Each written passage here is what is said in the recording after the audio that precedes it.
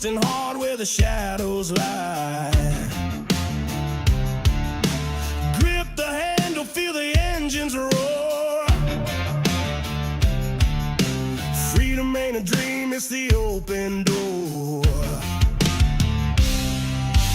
Ride the storm, feel the thunder break.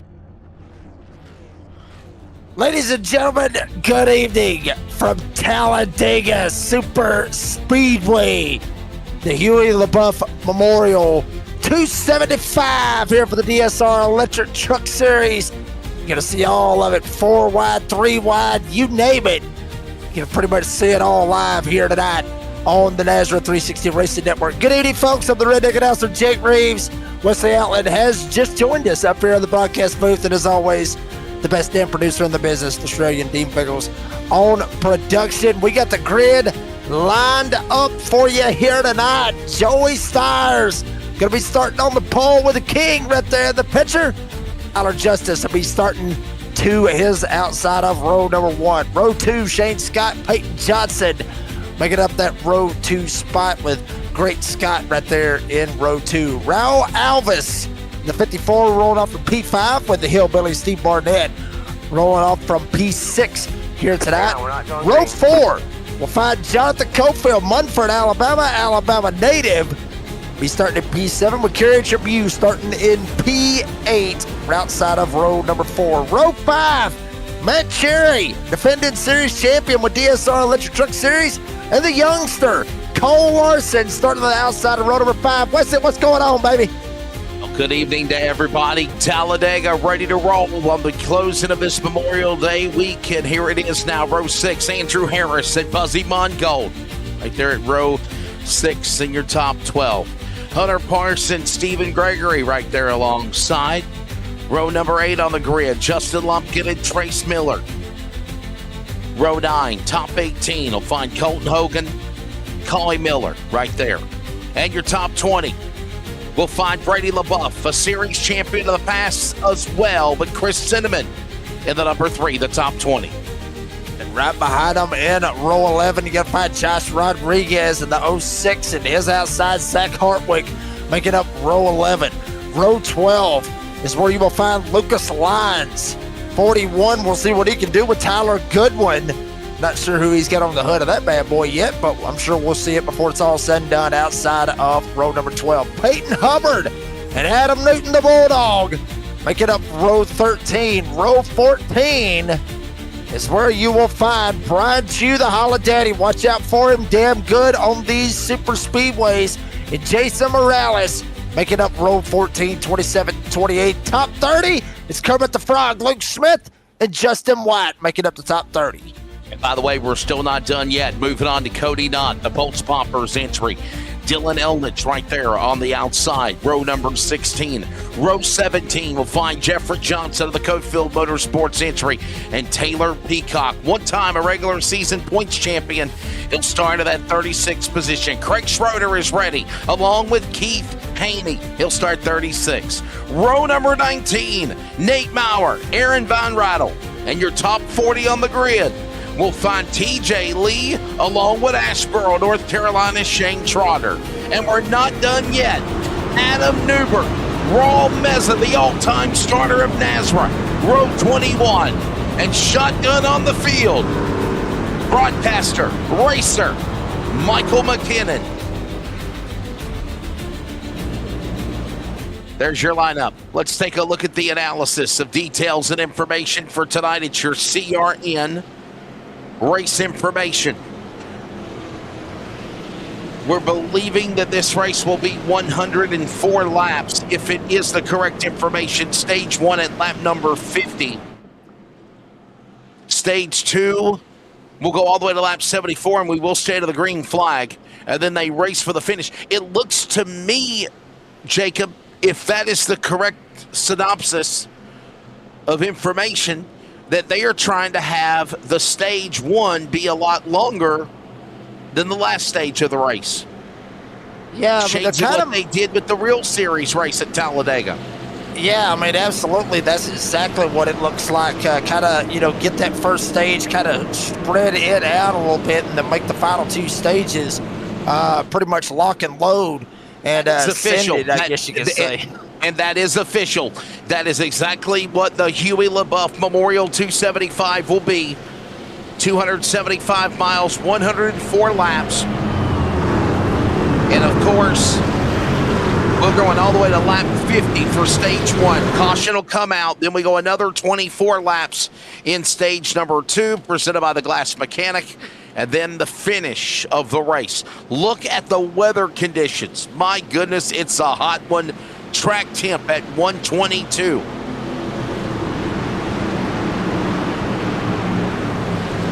That's a hot Man, track it's right a there. hot one. Yeah. Well, ladies and gentlemen, for the LeBoeuf family, for Brady's family, this is Talladega, the wild card, ready to roll. Monday night, we're underway. You have a sim race.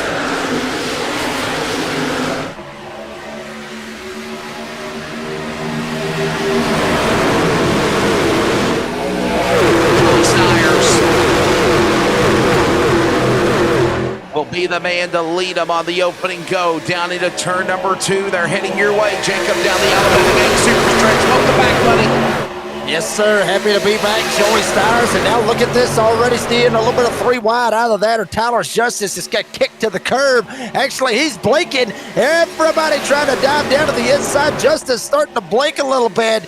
Try to get a third lane going, though, still. Stires, Alvis. Remember Alvis was damn good at Daytona in the season opener. Watch out for that 54.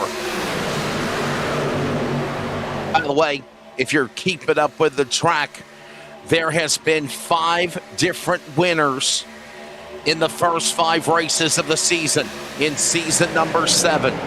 Round 6 tonight at Talladega. 1 lap completed, 103 to go. It's Alvis who led him in Daytona earlier in the year, leading them now. But company's on the bottom and the likes of the 6 of Justice in 2. Yeah, I mean, and now you're already seeing a couple of guys. Cole Larson going to drop below the double yellow line. Not to advance his position, going to drop on back. You can't do that.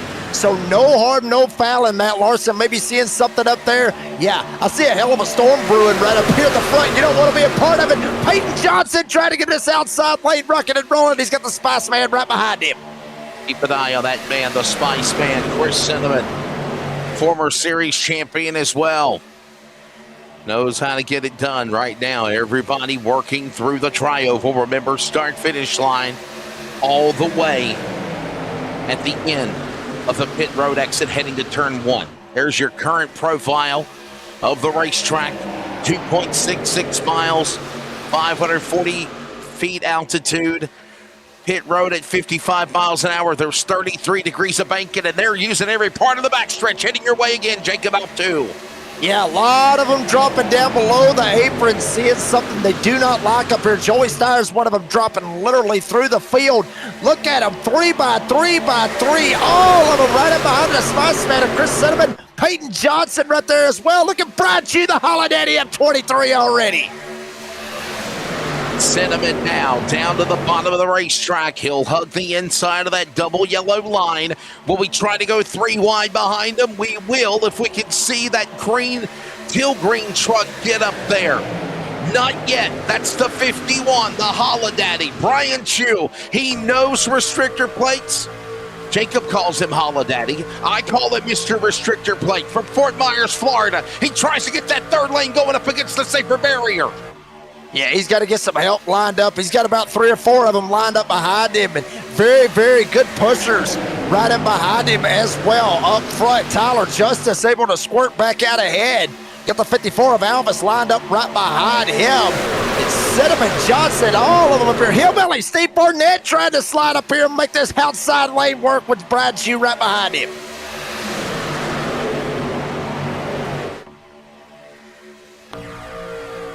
Just a little shove and a wiggle there for just a moment.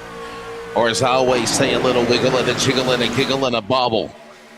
And somehow they hold it together. 3 wide already on lap number 4. Are you kidding me? Oh, baby, this is the kind of stuff that we love here at Talladega. Get that 3 wide all the way throughout the field. Chris Cinnamon up here battling with Tyler Justice up here for this race lead all the way down the Alabama Gang Super Stretch. Justice has it way up, all the way up on the top shelf. Bunch of them down in the cellar with Grandpappy How's the Moonshot from Grady. That's where the Spice Man Chris Cinnamon leads. And then the Baloney line, the Baloney Savage line, smack dab in the middle. It's Raul Alves, 3 wide for the lead off 4. Working through turn number 4. Back to the stripe. Back inside the tri-oval. And we still continue to rock and roll. And we're still 3 wide, 7, 8 rows. Right there. Tethering with disaster. One wrong slip and you got a big virtual crash. Right now, everybody continuing to keep that momentum as they work their way into 3 as almost Brian Chu bounces off the wall. And Wesley, you mentioned it right there, but you got a virtual crash, a virtual big one. Remember, here in NASRA, no fast repairs for these guys here in the DSR Electric Truck Series. So you get yourself caught up in a hell of a mess. You're going to be in for a hell of a time trying to get that truck fixed. Do not get yourself in a bad spot right here at the start of this race. You see it obviously with a fuel limit of 100%, around 35 laps, give or take on that. Force its tires, they're not really going to be worried about the tires, but it's going to be a fuel game here tonight at Talladega.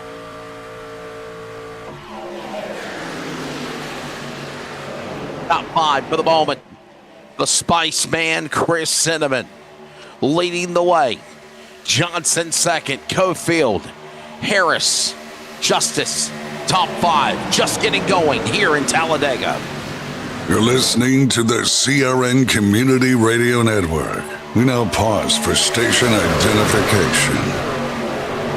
This is the Community Radio Network, WCRN, 87.9 FM, Clayton, Garner, Smithfield, North Carolina. Proud to be in the USA. We are CRN. Good Monday night to you and yours. The Huey LeBoeuf Memorial 275 rolls on here in Talladega. The redneck announcer Jacob Reeves. I'm Wesley Outlet Bigglestein. Hopton is always on production. And right now it is Cinnamon, the Canadian, leading them again off turn number 2. Yeah, Spicy Man getting a little bit spicy up here at the front. How about Jonathan Cofield up here, Alabama native, right there in behind him. Andrew Harris, always very, very good on these super speedways as well, with Buzzy Mongo right behind him. And how about O'Jail, Justin Lumpkin in the 18 Toyota making something happen with Coy Miller. That's the top 6, top 5 single file, rest of them 3 wide.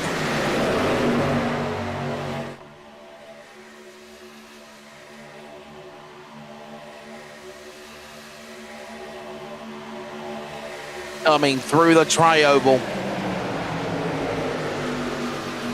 Back to start finish.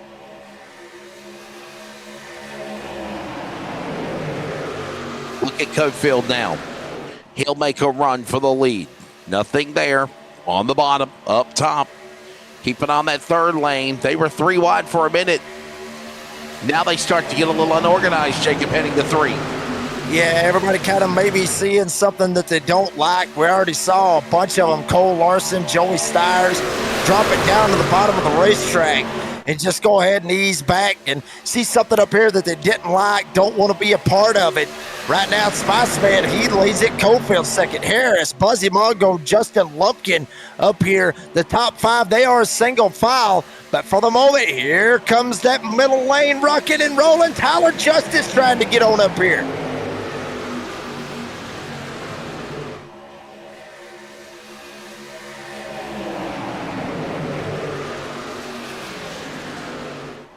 Now Justice on that truck number 6 right there. He's got Hogan behind him. All of these drivers right now just patiently working their way down that back stretch into turn number 3. Up high, Justice will. Hogan with a shove. Pulls down to the bottom and keep it on. Buzzy Mongo to that pink and black number 12. He now peeks out of the top 10 if he can get there. And so does Brady LeBoeuf in this race in homage and memory of his father, Huey LeBoeuf, coming off turn 4.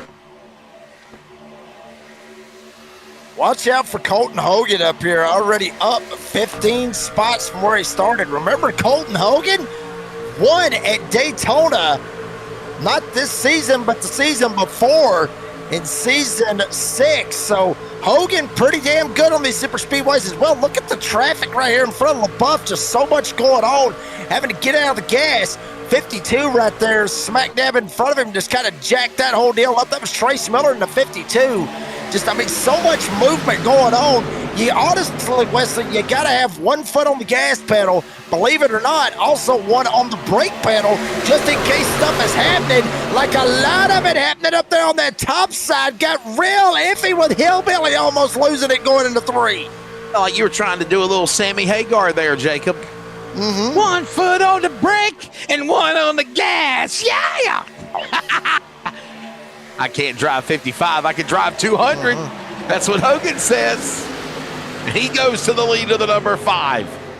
That was horrible, wasn't it? Doing a damn fine job of it, though. Hogan up 16 spots, one of the biggest movers here in this race. Alvis now leading the top side, trying to get something rolling. Haiti up 21 spots. There's Brad Chew up 19 as well. Always good to see the Holiday Spice Man doing fantastic, sitting in the second spot as well. Hogan, as we mentioned, and Shane Trotter, the biggest movers so far in the field. And a couple of them could be on that biggest losers mark, Wesley Outland, but odds are they've done it to themselves just to try to stay out of the big one.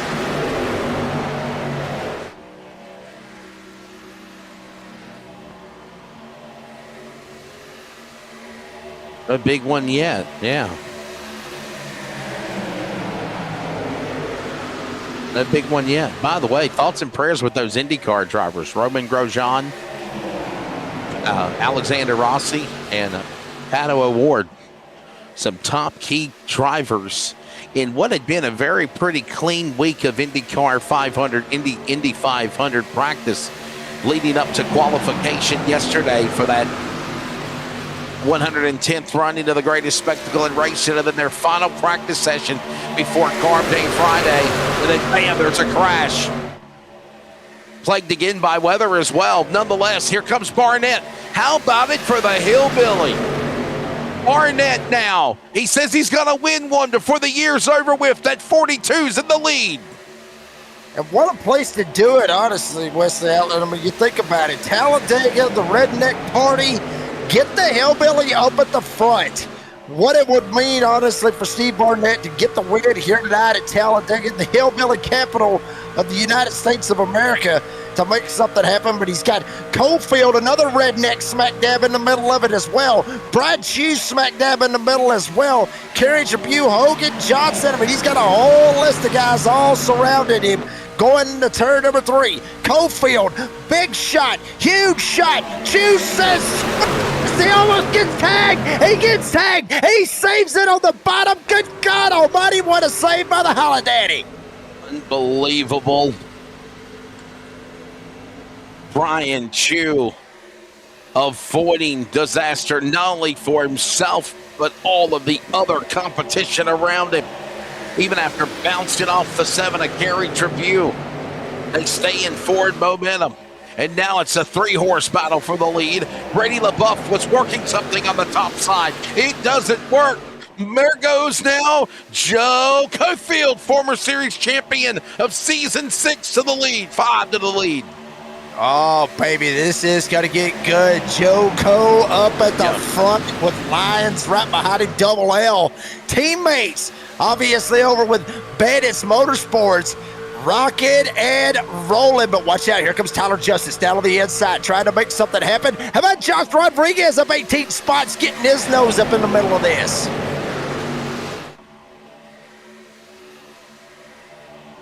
Here they come, working through the triangle now. Remember, stage 1 will be lap number 50.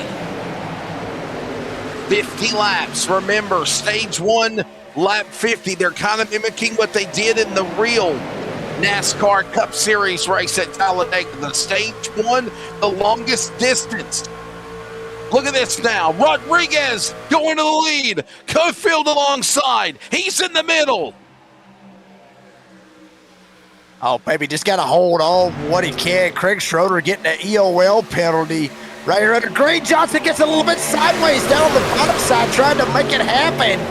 Rodriguez up at the front, 2 wide behind him, and they're 3 wide throughout the rest of the field. Rodriguez to the lead at Talladega. Back inside, looking up top, looking down to the bottom. Watch this move on the inside, and now we're going to see a new leader. Rodriguez, that is. He now carries the inside momentum. Justice will follow. So will Johnson in 15. Stuck in the middle. Clowns to the left of me, Jokers to the right. It's Cofield. He's got Alvis on his right elbow. And Brady LeBoeuf pushing the 54 up the outside lane as they work into turn 3. Yeah, really making some hard moves. Alvis now on the top with LeBoeuf. Outside kind of stacks up just a little bit. Alvis kind of changed lanes with LeBoeuf trying to shove him. Might have caused a little bit of a disruption up there on that top side, but for the most part, they're able to keep it straight. Front 3, single file. It's Rodriguez, it's Justice, and it's Johnson. Here comes Alvis trying to get something going with Cofield in the middle. Rodriguez, Justice, Johnson, Barnett, Alvis, top 5. What a traffic behind the first 2, single file. It's Rodriguez leading them now as they work into turn number 3, coming down the back straightaway. Correction. Rodriguez, there you see his little Price is Right graph. I mean, it kind of went up, then it dropped, and then it just kind of eased right back on up. And obviously up to the penthouse spot, which is up at the front, Justice behind him. Look at Alvis just all over the place. I mean, you see him. I mean, Cofield is just wearing him out, knocking him sideways, going into 3. Alvis able to hold on to it, trying to get the middle lane rolling, but it seems like that inside lane down in the cellar, it seems like it's just a little bit faster right now, Wesley Allen.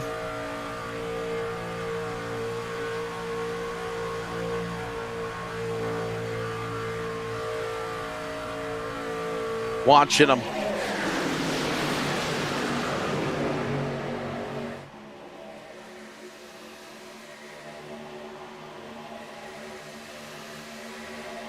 Look at the weather conditions. Air temp 79, track temp at 125. The wind southeast 9 miles an hour.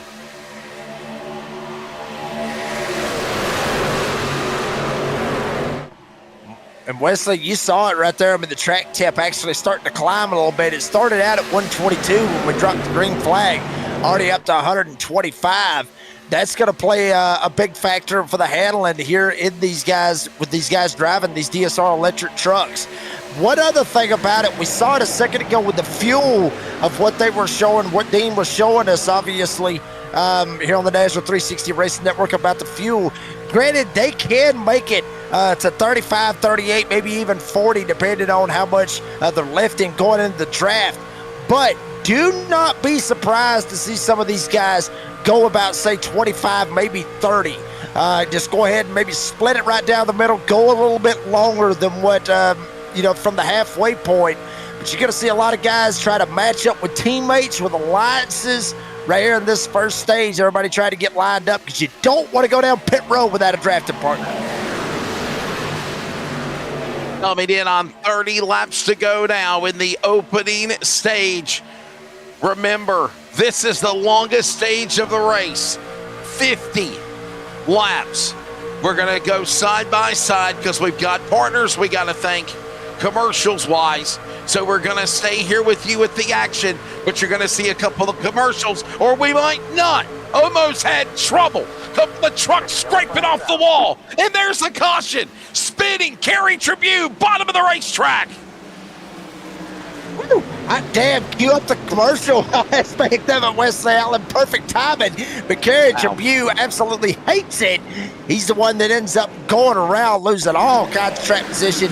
Looked like everybody was able to get away from it. Let's see what happened. Pulse Poppers instant replay will tell the guilty verdict. Back in here behind the 52 of Trace Miller. Oh, yeah, it was the whole stack up right there on the outside. Alvis, you got lines up here. LeBoeuf just kind of gets bumped out of the outside lane, comes up hard, impact them the outside retaining wall. Ends up taking his teammate out of NASRA Racing Esports. of Kerry Tribute just kind of knocks him sideways. Everybody able to get down as low as they can or find a hole to get around them. Remember, they can go below that double yellow line to miss a wreck. They ain't going to get busted for that. Michael McKinnon doing the race control duties tonight. He's not going to bust anybody for trying to go below the double yellow line to try to miss wrecks. But Buzzy kind of got a piece of it as well. Wow. Yeah, Brady LeBoeuf, Craig Schroeder, some other drivers in the back. And I'll be honest with you. Here it is again. We always talk about it's not the accident that happened. It's not what happened in the front. It's what goes on in the back. Look at this. Because this is where it all started. It started when we saw LeBoeuf and the other truck bounce off the wall. But then it's the after effect of the trucks that crashed there. Yeah, I mean, you seen it right there. I think LeBoeuf was just trying to check up on the outside, have one driver behind him, probably didn't get the memo.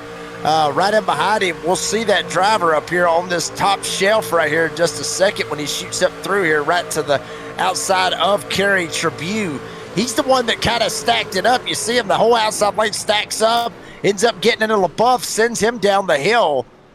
Looked to be, honestly, it kind of looked like maybe Adam Newbert there for a second. Looked like a 4, could have been a 2. But certainly just kind of tagged LeBoeuf in the back end, set him down into Kerry Tribute. It's pretty much what happened out of all that. But here's your pit stop right here, Wesley Outland. They're going to go ahead and get them tires, possibly tires, but I know they're going to fill it up full of fuel, and they should be able to make it all the way to the end. I mean, 22 laps and everybody is already on the pit lane, and I'm talking about the entire cavalry, a kaleidoscope of colors all on their pit lane. They're taking service. We'll take service too. Quick break. We're back in a moment. We're still heading to the midway point of stage 1, the NASRA DSR Electric Truck Series from Talladega. There it is. We're back. Premier Racing Setups is the longest running setup shop on iRacing. Our monthly subscription options start as low as $20 a month. We offer setups for dirt oval, asphalt oval, and road racing, covering a wide range of cars and skill levels. Built and tested by top-tier sim racers, this isn't just a business, it's a community of competitive drivers. If you want to better your iRacing experience, head over to PremierRacingSetups.com today. And remember, if you don't get one, you're going to chase one.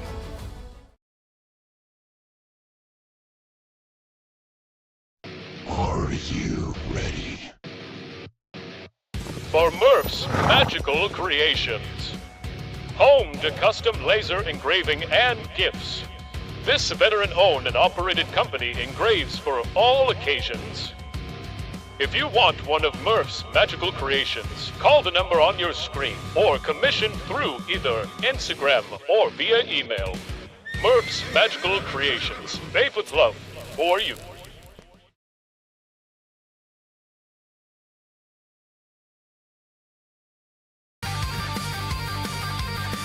We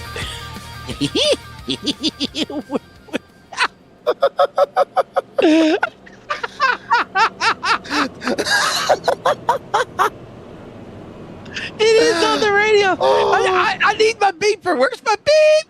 I forgot about that. I gotta. Oh.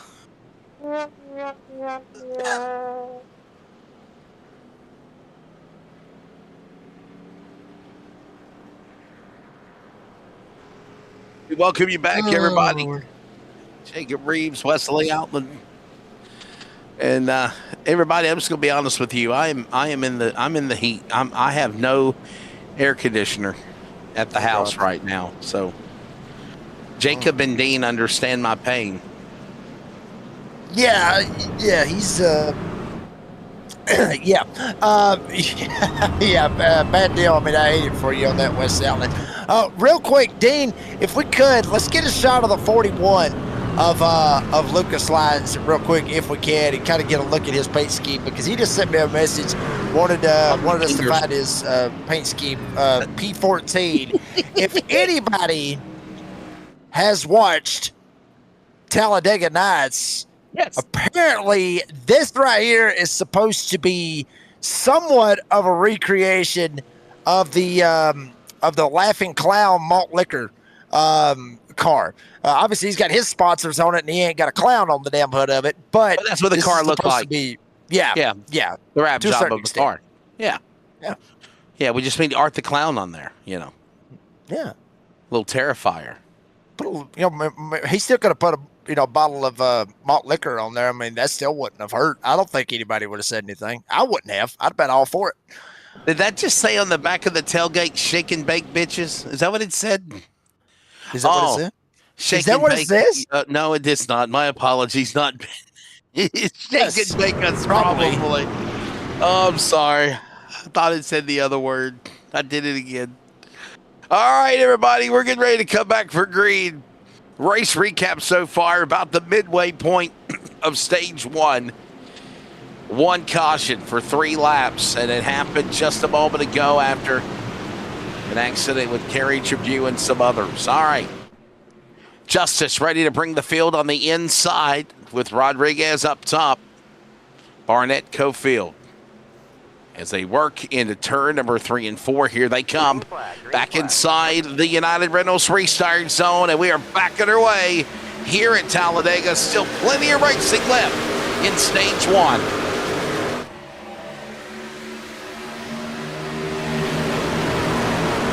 Yeah, Wesley, a whole lot of time still left right here to try to get those ever so much needed stage points. Remember, no playoffs here this season for the DSR Electric Truck Series, but it is going to be a chase, so you still got that, end of the season playoff format, if you will, but it's going to be straight races, so every point is going to matter to try to help you better position yourself to try to make it into the chase. So stage points is still going to be a premium here in about 25 laps.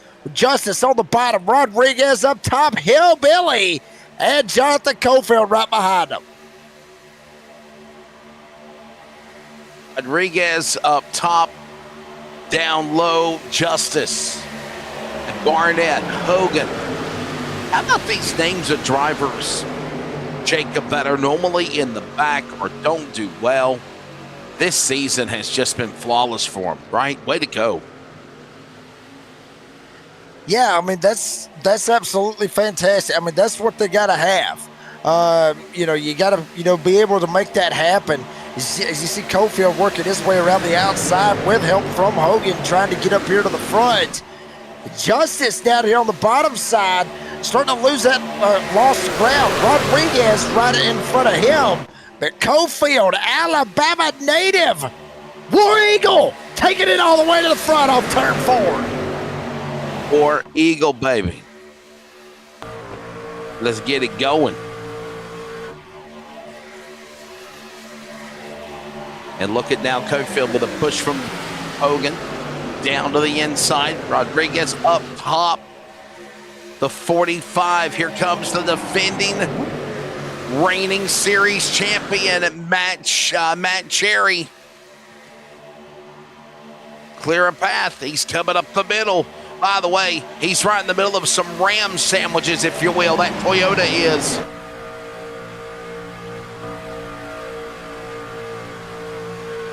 I got to tell you, right there coming through 1 and 2, I thought we was going to have a hell of a wreck. Adam Newton, big time save for the Bulldog. Kind of got a little bit of a door bang going through 1 and 2. It almost straight up got set around right in front of the entire pack. Almost got bad way, not only for Newton, but for the rest of them. Here comes Matt Cherry. Here comes Jonathan Cofield. Past 2 season champions here with the DSR Electric Truck Series. Here goes Hogan. Hogan down sideways. Cofield trying to merge back up. No caution as of yet. What a save between both of them, and now we got a couple of them scampering in the back.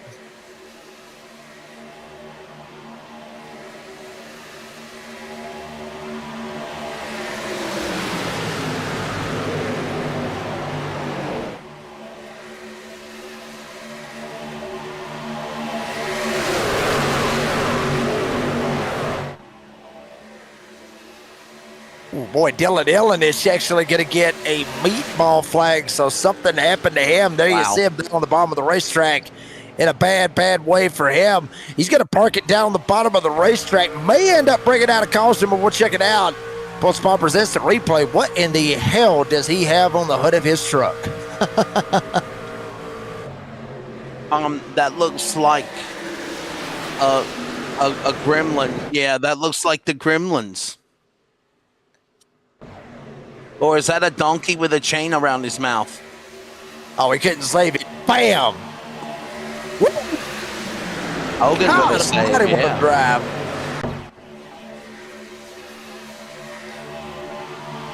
I would say let's bring them in and talk to them. Not right now, though. Not after that hit. Nah. They were like, what do you want? Leave me alone. And you just see I hit your damn wall, Wesley? Okay, I'm sorry. We're entertainers. Yeah, he might need to go get cleared from the infield care center before we end up having a talk with him. But up front, 3 wide, back at it, 3 wide. Holiday in the middle. Up top, I bet Stephen Gregory didn't talk about him much here tonight so far. Spiceman Chris Cinnamon down the bottom, 3 wide off of turn number 2. Some drivers said, screw this. Rodriguez says, see ya.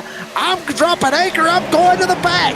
How about Taylor Peacock? Told y'all before the race started, watch out for the 81. Peacock up 31 spots. Damn good on these super speedways, and here he is with about 20 to go here in stage 1. Taylor Peacock, no stranger like Brian Chew to doing it in the restrictor plate world, showing his strength right now. Inside 81, here they come, working down to the corner. To the stripe, it's Gregory now. Stephen Gregory coming off of a win. Remember, he won the other night in ARCA. He wants to win to the NASRA DSR Truck Series, Jacob, and carry this winning momentum. The 61's in the front. Yeah, he is trying to make it happen. Peacock right in behind him. A couple other movers. How about Hunter Parsons in the 91? Shoots down to the bottom of the speedway. Tries to jump down here. He's got Holiday right in behind him as well. Gregory up here leading it. And get the malt liquor, because here comes Lucas Lyons on the outside off turn 4.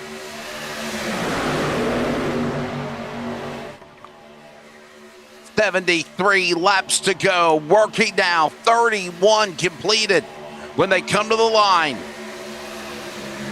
A little wiggle there for Cinnamon. The 3 got loose on the bottom, and we're 3 wide again. Up the middle, Peacock says, I'll join the party. So will the 27. That is Kermit the Frog Smith. Wow, so many guys, honestly, Wesley Allen. You look right here in the top 7, at least. Everybody up 13 or more, or at least 11 or more spots. Literally, Parsons, Gregory up 12 apiece. I mean, you name it.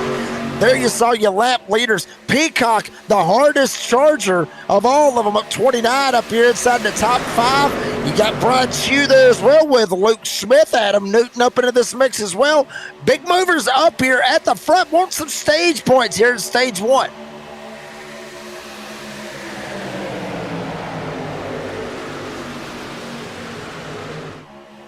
Top 3 single file, or top 2 for that matter, by Chew and Gregory. Then we're 3 wide, multiple lanes back. Here they come again, working the back stretch now. Turn 3.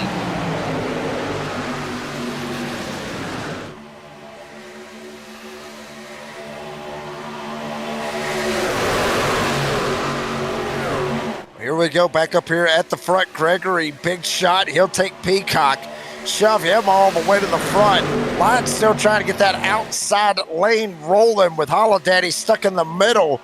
Got Luke Smith, Kermit the Frog right in behind him. Trace Miller up into this mix with the Spice Man. All you big heavy hitters up here at the front. Some heavy hitters, though, Wesley Outland, are kind of just biding their time riding back at the back. We've seen Joey Stires be pretty good on these super speedways as well. Cody Knott, Raul Alvis, very aggressive in the season opener at Daytona. Alvis now back into the 26th spot, just kind of mired back in all this traffic. Kerry Tribune trying to bounce back and get back up into this mix as well. And don't forget about Jeffrey Johnson Jr. He is way back there, 7 seconds back from all of this. But keep in mind, last time we were at Talladega, he got his first career win here in the DSR Electric Truck Series in NASRA. Sure did.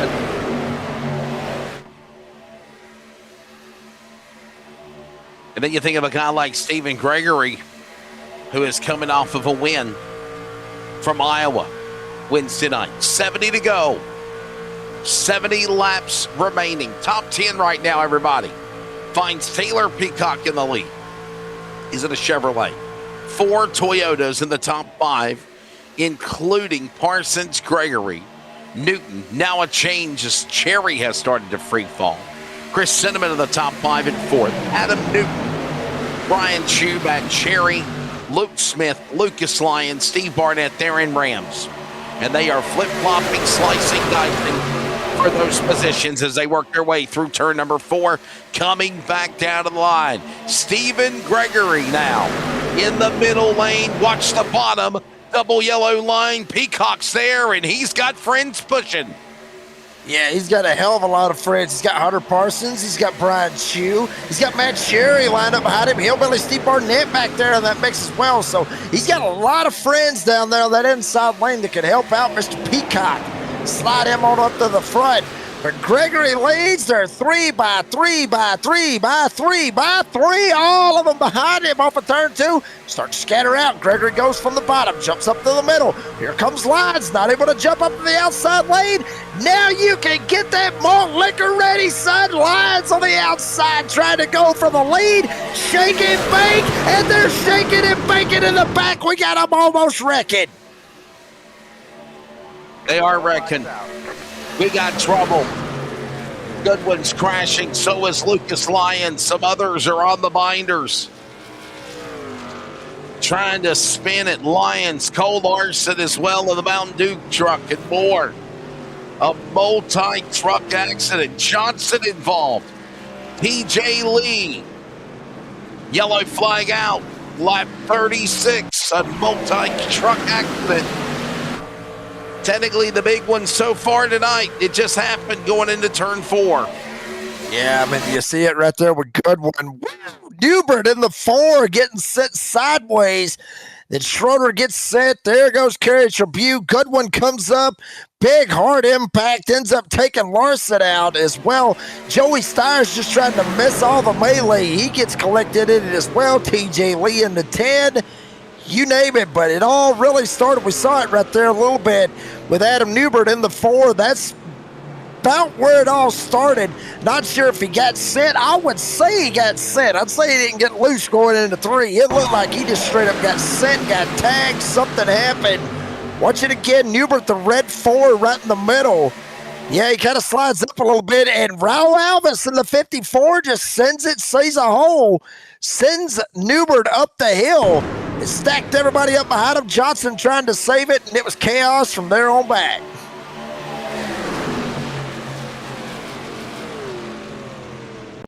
Newbert able to luckily scramble through that unscathed maybe. Watch Gary Tribune, you're on board with the 7. Oh, wow.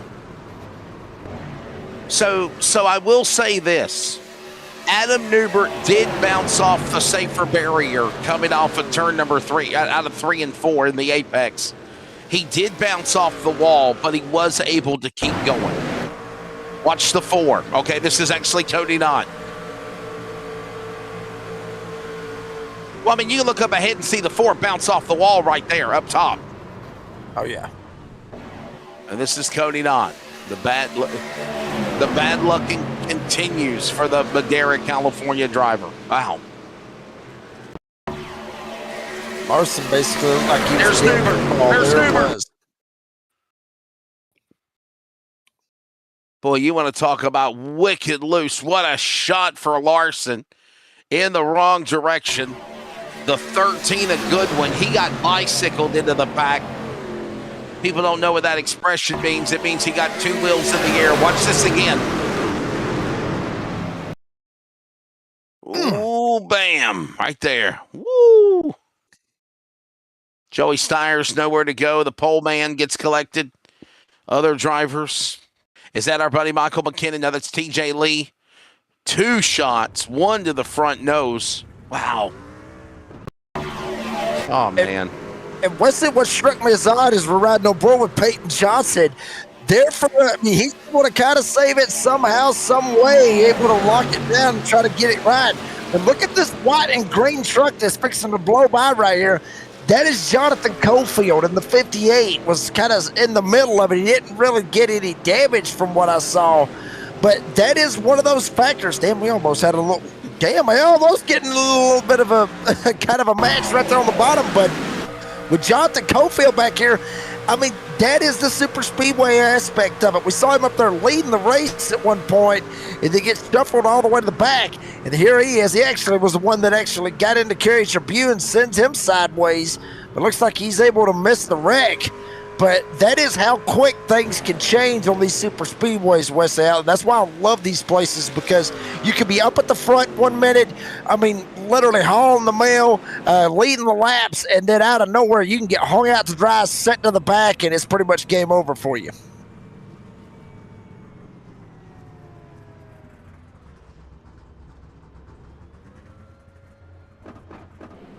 And it's looking like Adam Newbert might be going behind the wall. He might be done. We're going to step away and take a break. Lions in the lead. Gregory, 41-61, closing in on the end of stage 1. I'm a poet and didn't even know it. Monday night. We're back in a moment from Talladega. Premier Racing Setups is the longest running setup shop on iRacing. Our monthly subscription options start as low as $20 a month. We offer setups for dirt oval, asphalt oval, and road racing, covering a wide range of cars and skill levels. Built and tested by top-tier sim racers, this isn't just a business, it's a community of competitive drivers. If you want to better your iRacing experience, head over to PremierRacingSetups.com today. And remember, if you don't get one, you're going to chase one. Starbase 1552 Comics. We sell everything a collector would want. Comics, Funkos, action figures, and so many more. A real American comic book shop. We are online only. Starbase 1552 Comics. Find us on eBay Auctions.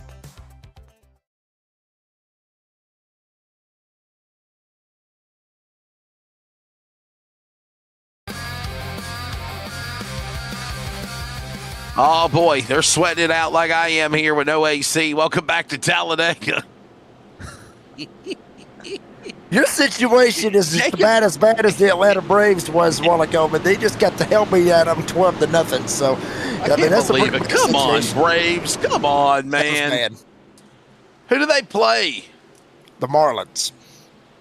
That makes it worse. It's always them damn birds.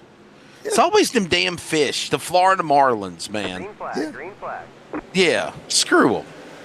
Come back and win the series. Yeah. Oh, game 1, Eastern Conference Finals, Thursday night. We know now who we play. It will be a rematch of the Montreal Canadiens, who we had to face in the Eastern Conference Finals to try to go to the Stanley Cup. And then we beat the Toronto Maple Leafs. So, yes, the Montreal Canadiens, the Carolina Hurricanes.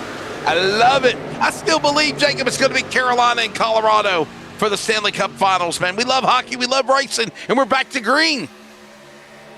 I love fights. That's the only thing that I love about the hockey is the fights. I love to see the fights. I mean, and you know, if been truthful, I think that's what they need to do in NASCAR. Let them go ahead and fight. Let them slug it out. When one of them goes to the ground, then you call it. That's what they need to do. But that's something NASCAR or any type of racing needs to enforce. Get the damn security guards and all of them out of it. Gregory leads it with 10 to go here in stage 1. By the way, did you know that they did a TV article about the security guards? Do you know that they are former Secret Service agents? Really? Yes, sir. I did not know that. The 2 NASCAR security guards that break up the fights two African American bald-headed men are former Secret Service agents for the president, or for presidents for the White House. So yeah, oh yeah. Well, it ain't the president. They know how to get. Hell, let them fight. Come on, let exactly. them. And by the way, what a boring ass All-Star race last night. Yesterday, I was not impressed. Sorry, NASCAR, you got to do better. That's all I'm gonna say. Yes. It wasn't worth the watch, Dean. It really wasn't worth the watch. NASCAR's better in my opinion. I think this race is better than what they put out on television. All right, here we go. Back straightaway. Shane Van Gisbergen was leading and spun out in stage 2. Yeah. Gregory is in the lead, followed by Cinnamon, Parsons, Peacock, Alliance. Your top 5. I'm sorry, but for me, the word all-star is the exceptional drivers of NASCAR that have paid their dues with wins, championships, long-time victors, and they've earned the right to go to that all-star race. And in my opinion, what you did Sunday afternoon at Dover is you just made it a free-for-all. If there's anybody out there that thinks NASCAR was a joke, what they did Sunday, I think, solidified it even more for a lot of people's validity. Because if they were trying to reach a new audience of people by doing that, I think you just made it look like you were. It was horrible. It was horrible. I didn't not see taking it, anything away from Denny Hamlin. Not taking anything away from Denny Hamlin. Kudos to him.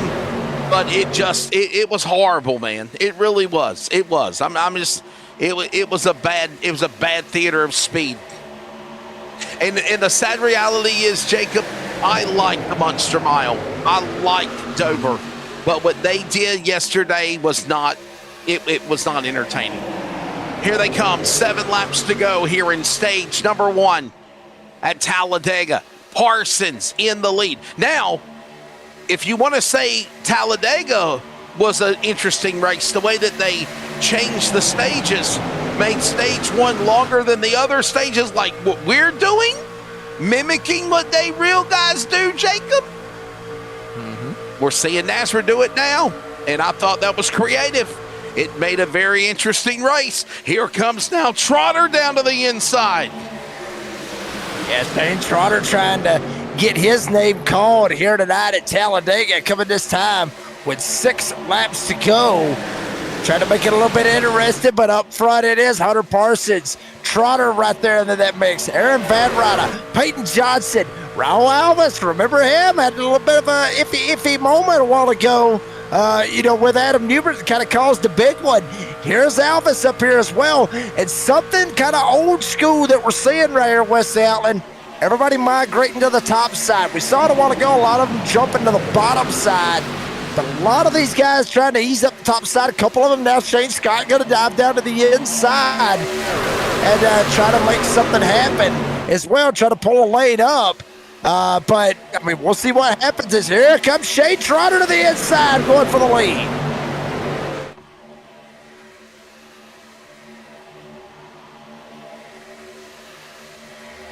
Hey, Shane Scott, Stinker TV right there, Scott. He's here for the party.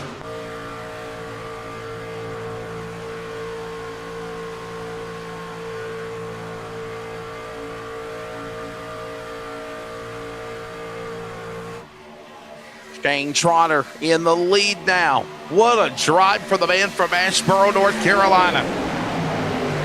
And here, by the way, guys, here's a real race car driver. Normally runs U cars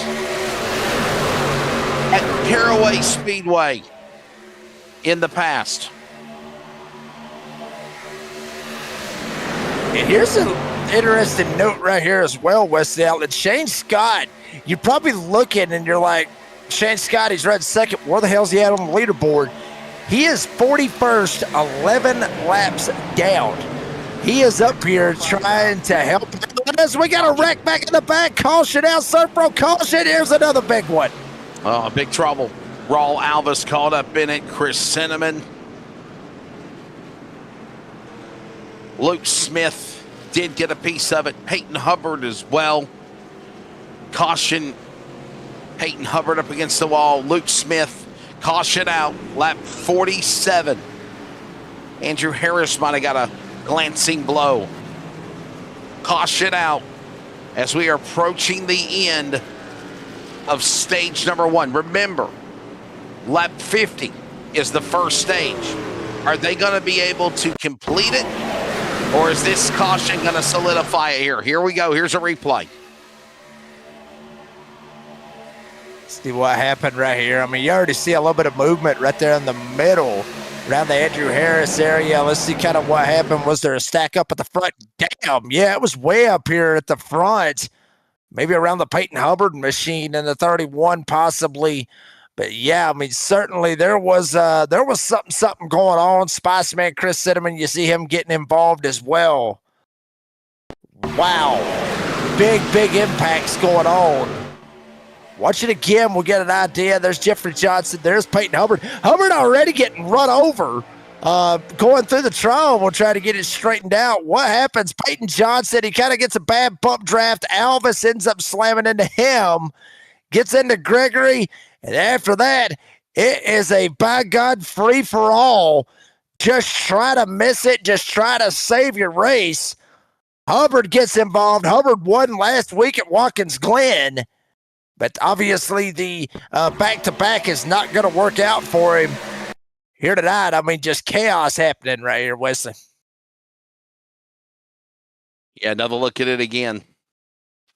Oh, boy, look at that wad of traffic right there.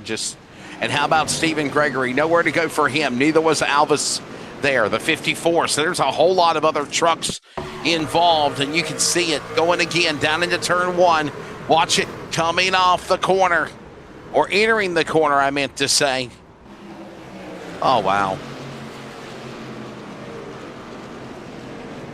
Oh, heartbreak.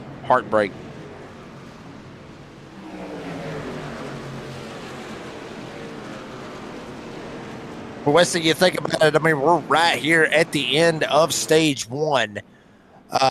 So, I mean, yeah, you're going to end up having some of this chaos is going to happen coming to the end of stage 1. Remember the stage points, all that good stuff. So I had a feeling chaos was going to pop off right here at the end.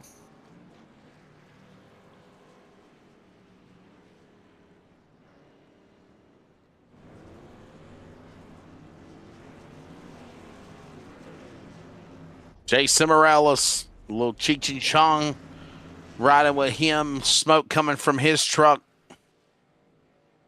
And it looks like that is the end of the night for him. And by the way, it looks like we should be ending stage number 1 here as well. And what do you know? Shane Trotter methodically works his way up through the field. And it looks like this man is going to be awarded stage 1, because here's the deal. They're coming to the line. They'll be coming to the one. They'll be coming to the 1 to go in stage 1. Even if the lights go off on the pace truck for 1 to go to green, it's still going to go into the green for the start of stage number 2, presented by Glass Mechanic. So there you go. There's your explanation there. What's up, Dean?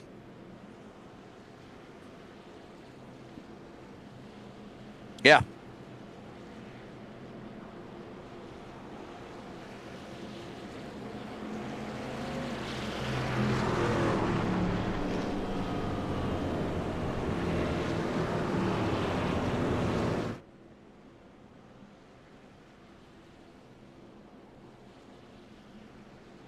We're going to try to bring in. Can we bring in Shane Trotter real quick? I think we are. I think this is the end of the stage right here, Jacob. Yeah, I believe so. I think this is the end of your stage. Yeah. They're coming to the line. This will be the final lap of stage number 1.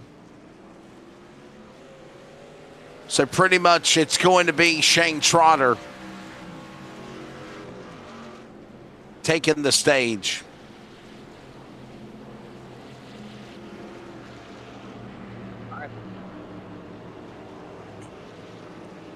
Shane Trotter, it's the broadcast booth, buddy. You got a copy? I got a copy. Man, congratulations. You are a stage winner. Yeah. I mean, this part-time schedule working pretty good for me lately. I'm on more stages doing part-time than anything. Winning the stage, obviously, in the longest distance in stage one. How different was it compared to what's about to go down here with obviously 54 laps to go on the restart and we start stage two? The crazy thing is that stage was happening. My dad called me twice. I answered it, and I'm running like 20th, and I'm like, okay, Dad, what's going on? He's like, Brock Lesnar came back tonight, and we missed it. I'm like, well, I'm racing at Talladega, Dad. I got to let you go. So he's like, okay. I said, and then Buzzy made a move, I made a move, and, got to the front and was pretty crazy. So now it's your fault, Shane, because when I finish this broadcast, I have another iRacing broadcast for the Northwest, and then I go my ass to bed before I have to get up at 5 a.m. for NASRA Australia. But because of you, I'm going to put it on Raw on Netflix just to see Raw now. Yes, sir. And I want to announce it that I'm coming back full-time on Thursday night. For the Cops Truck Series. There you go. So, watch out. I'm ready. Well, you better pucker up, Buttercup, because it's time now for stage number 2, man. Thanks for your time. Appreciate y'all. See y'all. All right, buddy. Shane Trotter from Asheboro, just down the road from Caraway Speedway. And he is the stage 1 winner. Because, Jacob, we are coming to green at the end of stage number 1. It is time for Glass Mechanic Stage 2. This will take us to lap number 74. Exactly 24 laps. We're green. And remember, they could stay green for the third and final stage. Oh, what the hell?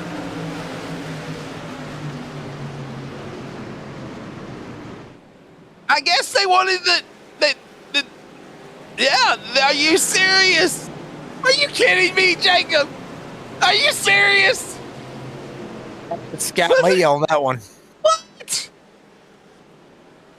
Well, anyway, he's still going to win the stage. So.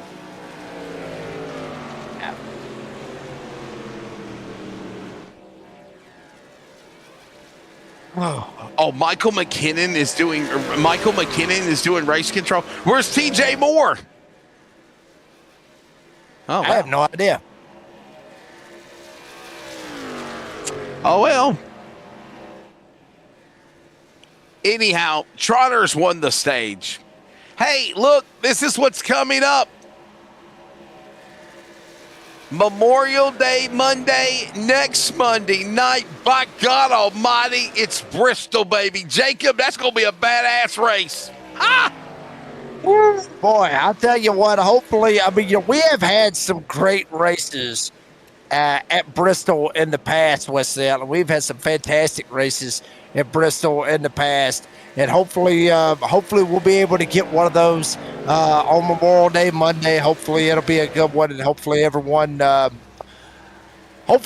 will tune in and join us here on the NASRA 360 Racing Network.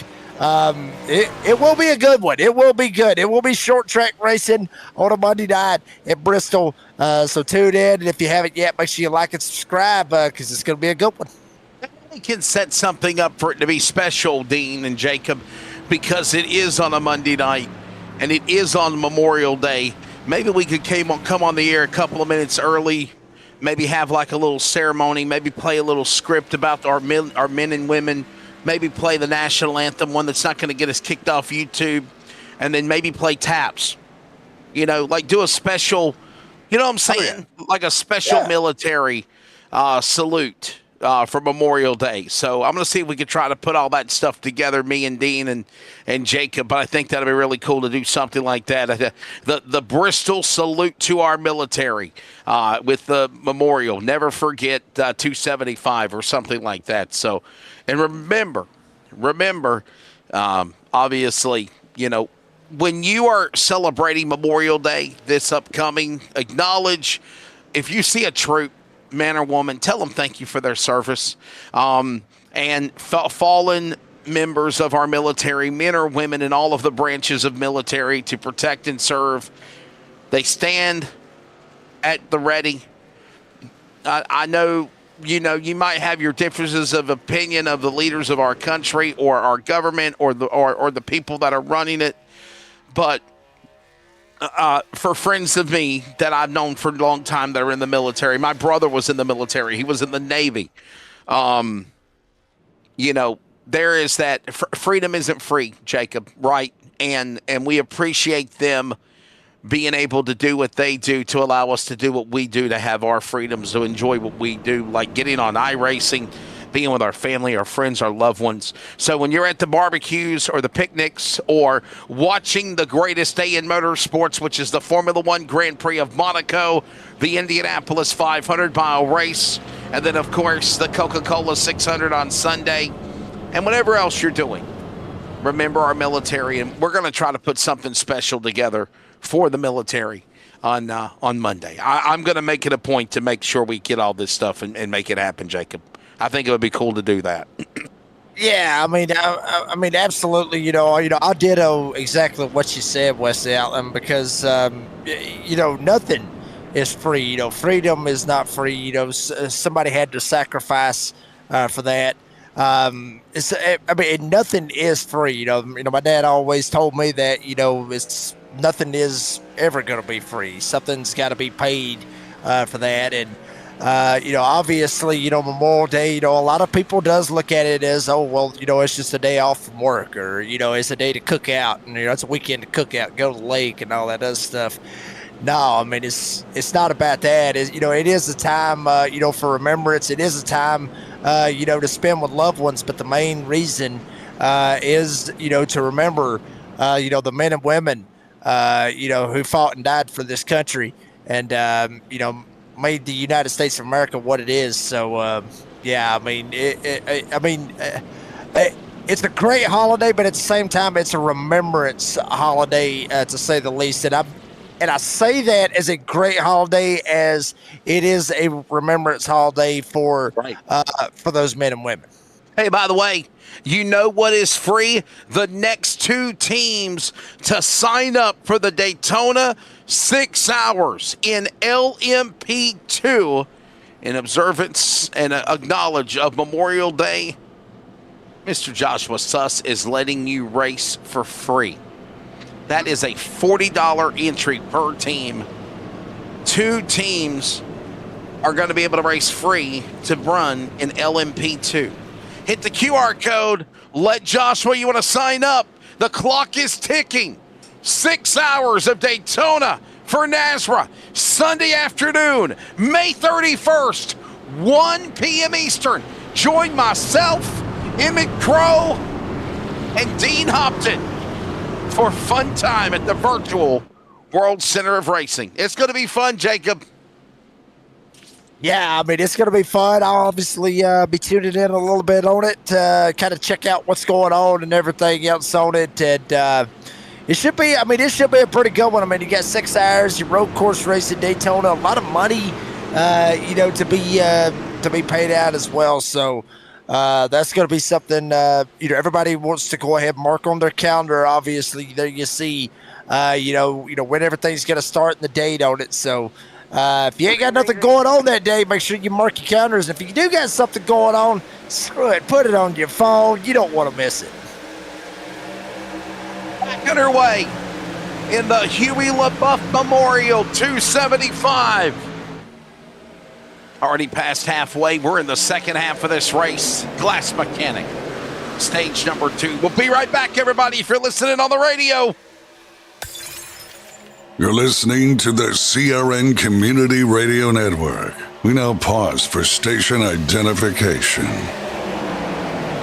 Like, follow, and share the Community Radio Network via social media, Facebook at CRN Community Radio Network. Also check us out on X, Instagram, and TikTok at CRN Sports. As always, remember to listen to the games live on your radio dial at 87.9 FM and anywhere worldwide, always at wearecrn.com. This is CRN, the Community Radio Network. Back here at Talladega, trouble in turn number 3 and 4. A multi-truck crash involving Justin Lumpkin, pole suitor Joey Stiers, and others. Jacob, it happened during station identification, but we saw it go wrong on the back straightaway. Yeah, we did. Obviously, with the outlet there, you see Joey Stiers kind of mixed up into the middle of this. Possibly a stack up happened right up in front of him. There you see Trace Miller. Oh, good Lord, have mercy. 88, is that? Who is that? That might have been Aaron Van Ryder in the 83. Gets set around. Yep. Good and Cherry, God. the defending champion, gets crashed. Look at this guy. Van Rattle is rattled. Pardon the pun. On his roof. Aaron Van Rattle. Oh boy, we're gonna go on board with this guy. I just hit rewind. I would just hit the rewind button. We flip count at 1. We had a bicycle sideways moment earlier with Goodwin, but this is the flip count. Watch this behind Collie Miller. Take a listen.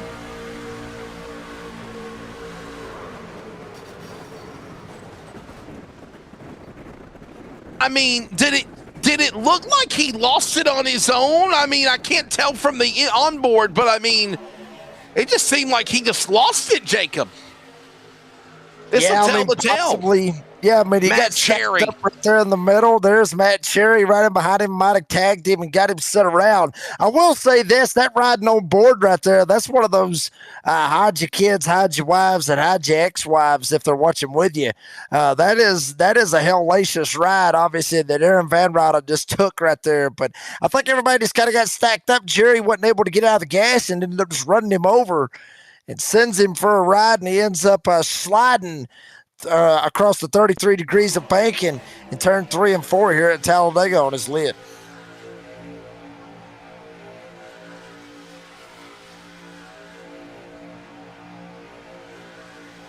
Yeah, a little bit of a stack up. Yeah, just he might have got a little bit loose. He might have Cherry was so tied up on his back end, might have took the air off his spoiler, got him a little bit loose, and then just tried to straighten it out. And Cherry was there, got him in the right rear. Defending champion Matt Cherry, nowhere to go. The 45 into the fence, the Kentucky driver. Watch this again from the chopper cam. Keep an eye on the 73. 52, a bad draft. Matt Cherry, nowhere to go. He turns Van Rattle. Collie Miller gets collected. That's the 73 as well. He bicycles into the pack, into the 18 of Lumpkin and the 45 of Cherry. Joey Stiers is in. Oh, wow. And look at this truck, Van Rattle, all the way down. Let's go on replay with Aaron Van Rattle, and let's put it in real time and see what it was like.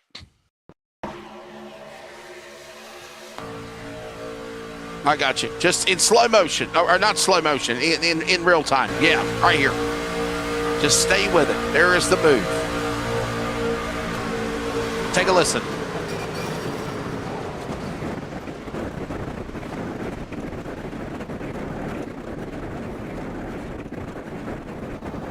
Where do you go, my lovely? In the grass. Oh. Yeah, I don't think Def Leppard's going to help him. Oh. Hey, by the way, third team to sign up will get half off. All thanks to the wonderful sponsors and drivers chipping in to make this event great. Thank you, Joshua Suss. Another look at it. Jacob, you drive. What's it like? You drive. What's going on here, man?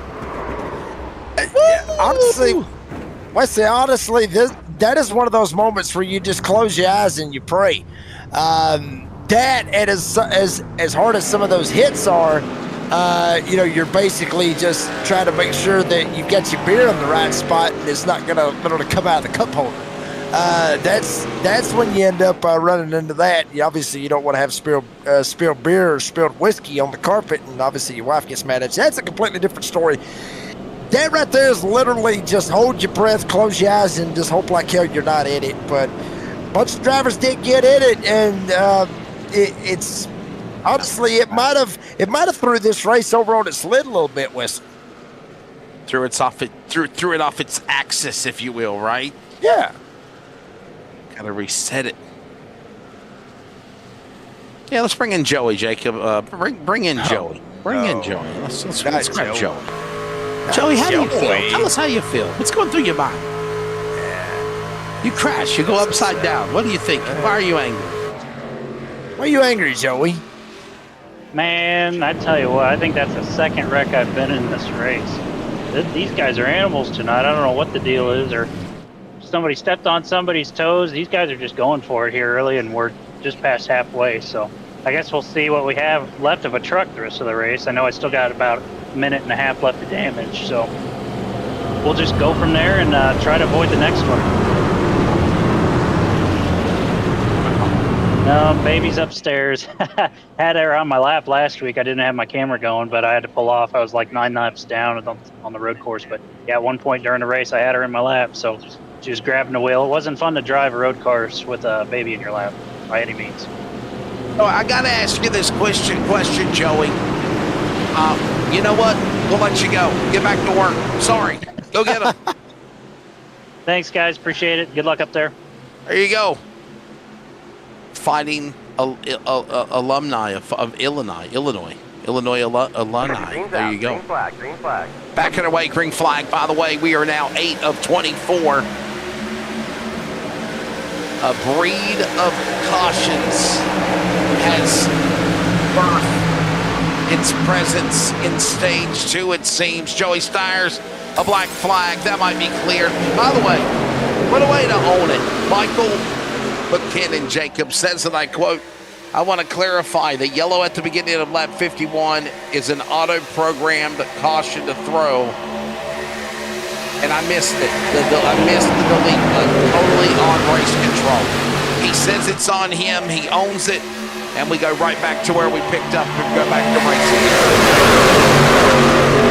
Yeah, I mean, Michael McKinnon actually stepping in for TJ Morris, obviously. I mean, give him a lot of credit, for owning up to it as well. And, like you said, and, he's doing a fantastic job here tonight at what he's doing. Oh, good God. I think that no. This man, Lumpkin, Goodwin, laundry list others getting involved.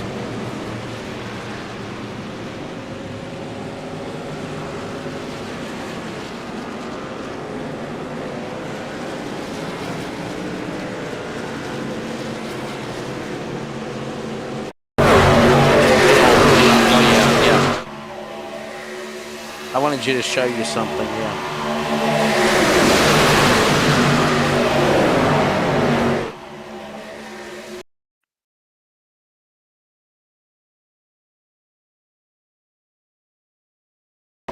Yeah, watch that, yeah.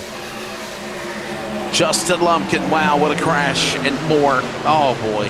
Oh, man. Justin Lumpkin, Chris Cinnamon, and more. Jacob, here it is again, bud. We just cannot seem to get organized when the accident happened here. Wow. Yeah, I mean, just so much going on at one time, honestly, West Outland. There you see it, the stack up on the inside lane. Just everybody just trying to go, not able to do it. And then obviously it's just one of those things, Wesley. It's Talladega. It's going to happen. One stack up happens. It's literally just going to go all the way back. I mean, that's just how it is. Right on board, obviously, with the Spice Man. You can't see nothing, what's going on. I mean, it's that quick with the stack up. And if guys behind you don't get the memo, then 9 times out of 10, you're screwed and you're going to get run over. And that's exactly what happened with Cinnamon. And eventually that's what happened with everybody else piling into it.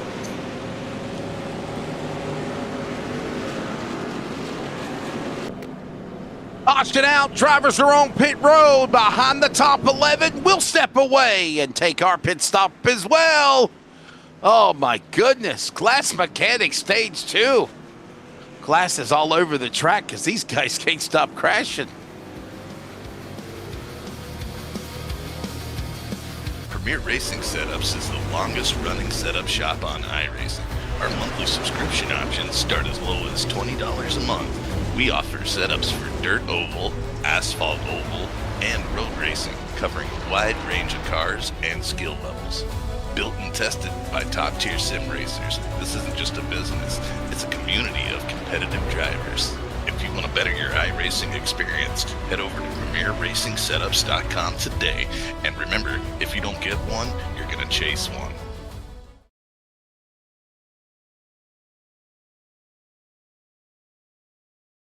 Are you ready? For Murph's Magical Creations. Home to custom laser engraving and gifts. This veteran-owned and operated company engraves for all occasions. If you want one of Murph's Magical Creations, call the number on your screen or commission through either Instagram or via email. Murph's Magical Creations, made with love for you.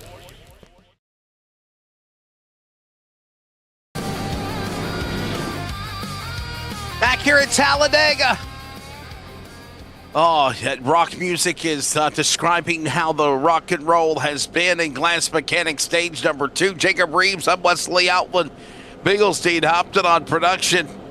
And Jacob, there was a time where we thought that things were going to be calm, cool, collected.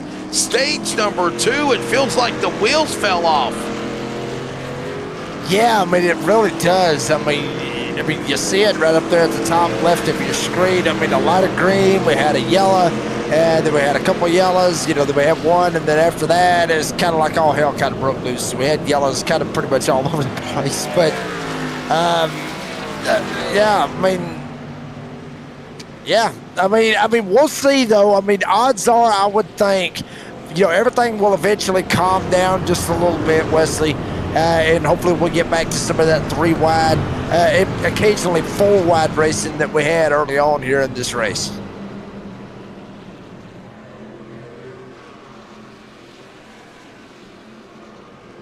Brian Chew in the lead, the Holiday. Don't forget everybody gets signed up. I think right now Joshua was saying we got about 25 entries in this thing, man. So that's really good. But we'd love to have a lot more, and we'd love to be able to pick up that LMP2 car count, I believe is what he was clarifying. So get signed up. Be ready for it. It's going to be fun. Click on that QR code. Teams, 2-man teams, race 3 hours. 3 hours, race, 1 hour. You race an hour, you race an hour, or you can go, 2 and 2, or however you want to do it. You can Max Verstappen it and go 6 for 6. That's right. 6 hours at Daytona, 1 p.m. Eastern. Jacob Reeves is not going to be in the booth with me for that one. It will be Emmett Crow joining Dean Hopton and myself. Jacob wants to be off on a Sunday afternoon. He wants to watch boring NASCAR. He wants to fall asleep with his baby. I saw David in the baby pictures though, man. That was fun. It was a fun time at the beach, wasn't it, down in Florida?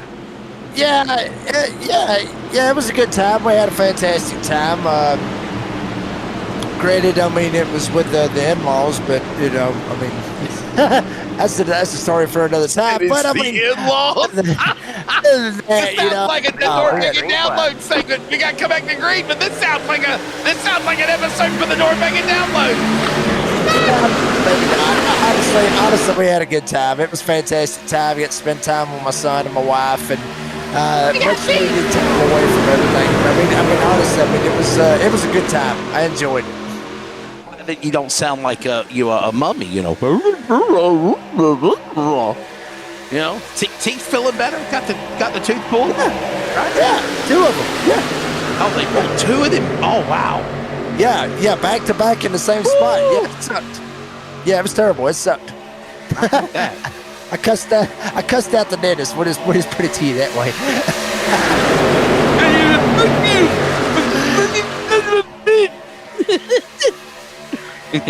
Let's go back to 2 by 2, 2 rows, 3 wide now as they work behind that 4th row. Coming to the line, 12 to go, and remember, stage number 2, if we finish, will be not caution free. Hell no, it ain't caution free. It will go into stay green into stage number 3, I meant to say. So. Oh, boy, we almost ended up having us a little caution right there. Big checkup on the outside. Holiday Brian Shue thought about it. They thought about trying to split him, and they thought different of it, and it was able to hold on and not make that happen. But Holiday's still going to hold this middle lane with Buzzy Mongold, with Kerry Tribute. Hot diggity damn, Kerry Tribute back up into the middle of this. Still got a shot after his earlier woes earlier in this race, but still got a shot. How about NASRA's area code of 971? The only 3-number driver in the field, Nate Maurer, up here leading this thing.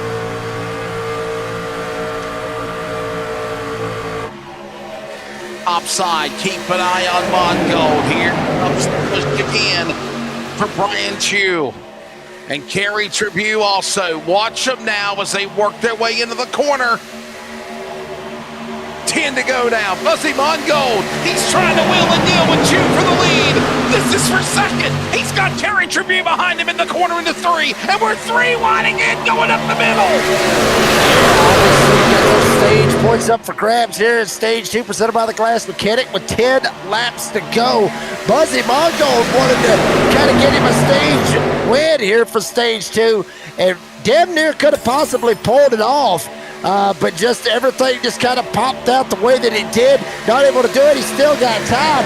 And good God almighty, look at all this going on. Front 4 single file trying to get away after that. It's a damn hornet's nest back there for the 5th spot.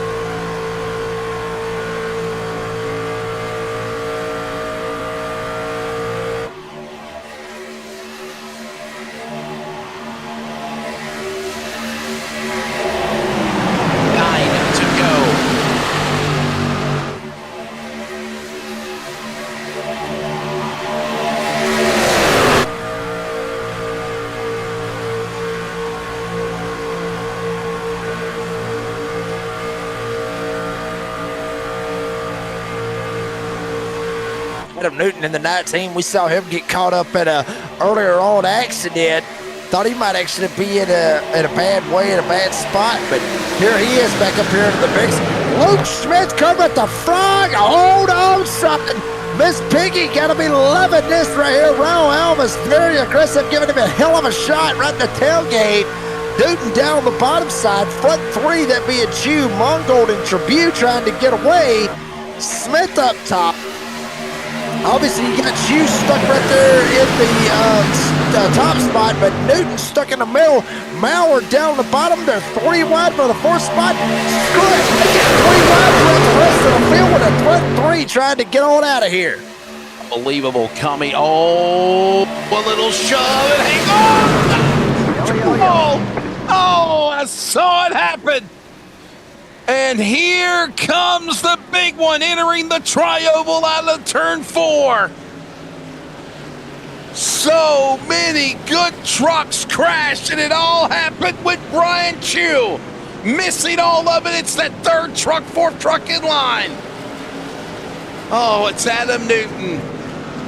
Adam Newton, and others. Jacob, I think it's a bad bump draft gone wrong. Watch the 19. Watch what happened.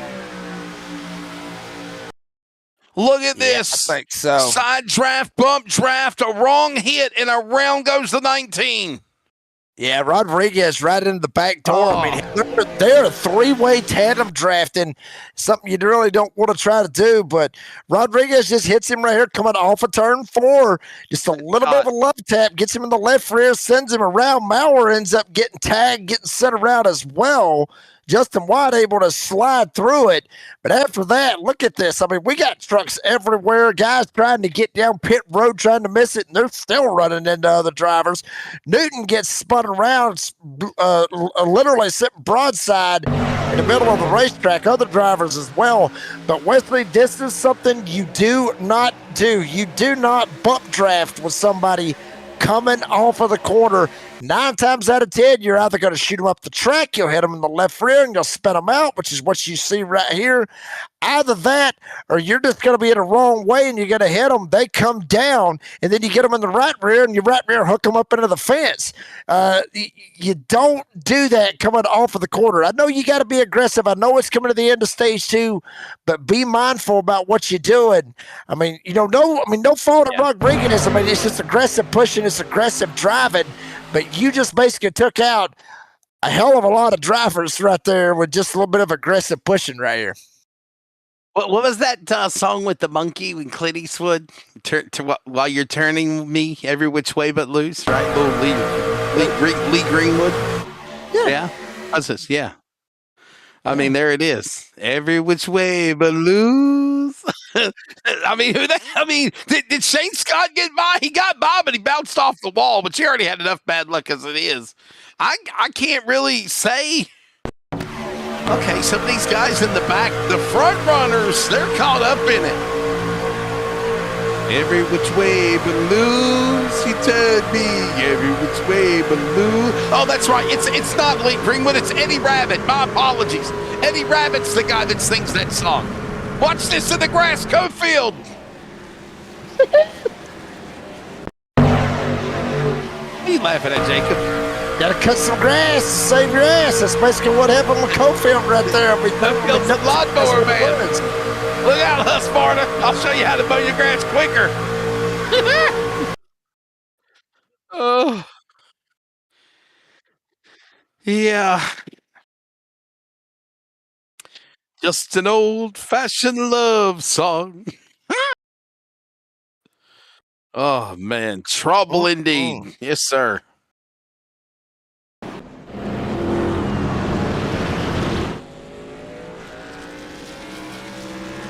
Jacob, do you agree with the crazy driving racing we're seeing from these guys right now in the early go? I mean, what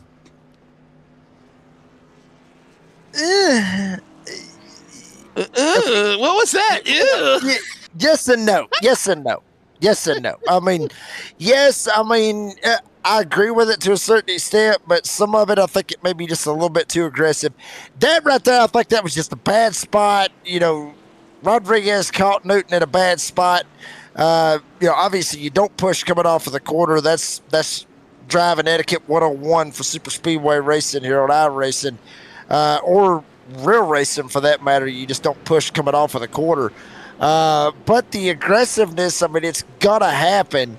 Because we're coming for the stage points. Everybody's trying to get all the stage points that they can get. You got the chase thing going on. You got all this going on at one time. Everybody's trying to get as many points as they can before the chase starts.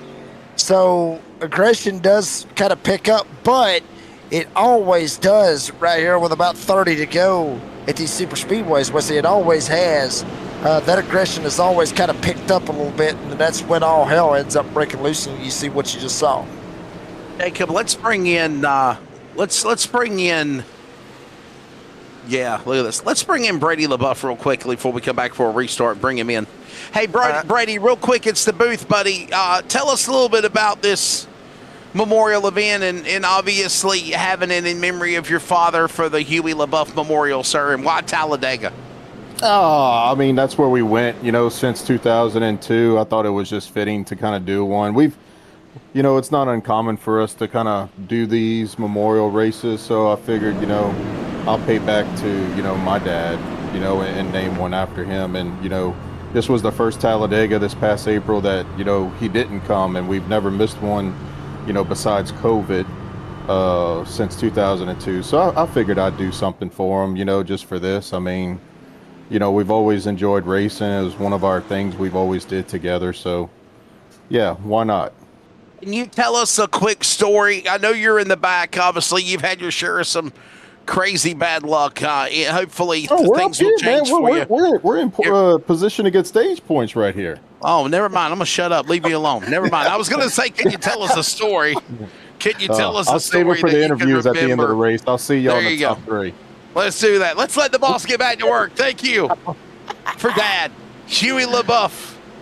He is in the top 10. What the hell was I thinking? Let's go. Back to green, everybody.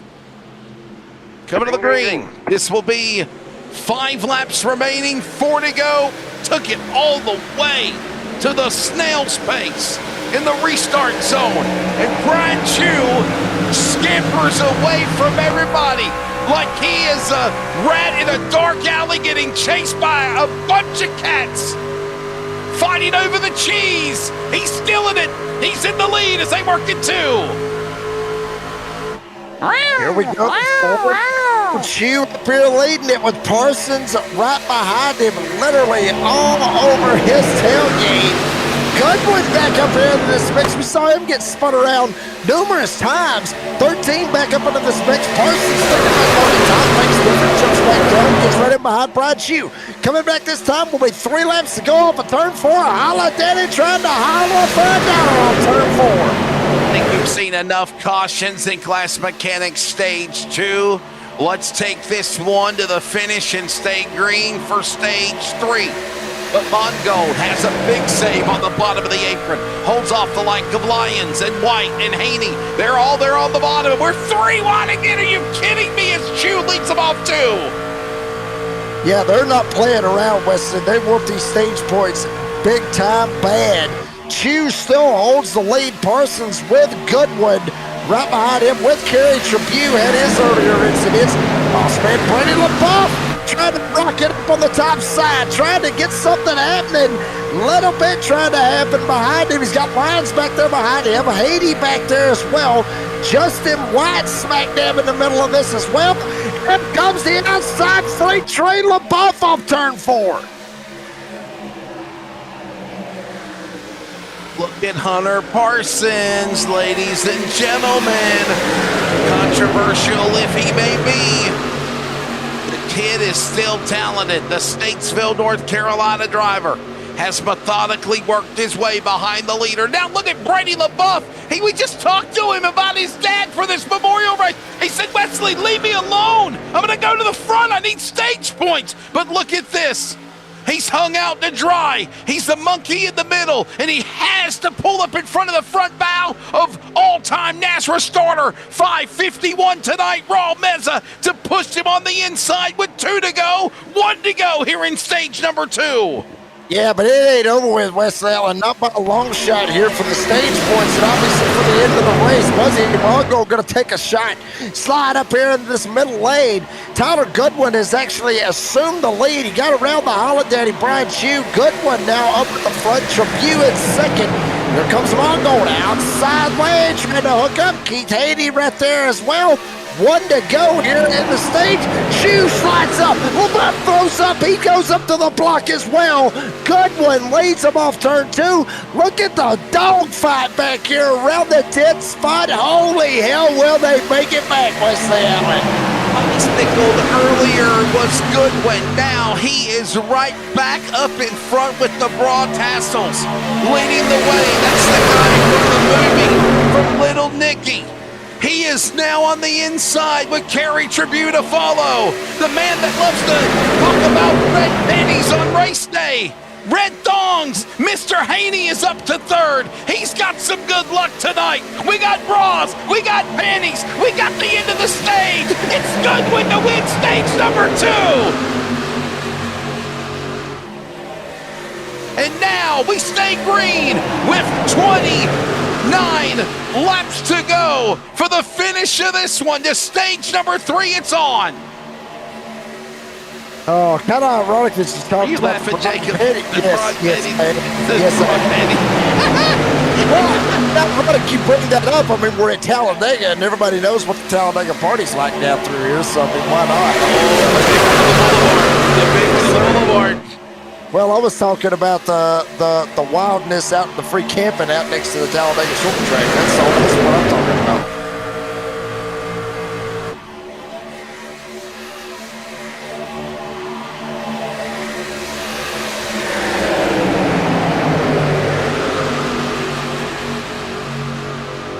Well, Wesley, one thing about this right here, 29 to go now. This is the deciding factor out of this right here. I mean, you see these guys been out here for the past 7, some of them 7 laps, some 27 laps. Some of them are going to be right on the cusp of being able to make it to the end. But if they pit right now, they are in that fuel window around that 33 lap mark. From what we heard is Larson all the way from the top drops down to the bottom side. That 33 laps, that's the max from what we're understanding. So you want to be careful about that one. So you got a couple that can make it. I think everybody's got to at least make one more pit stop.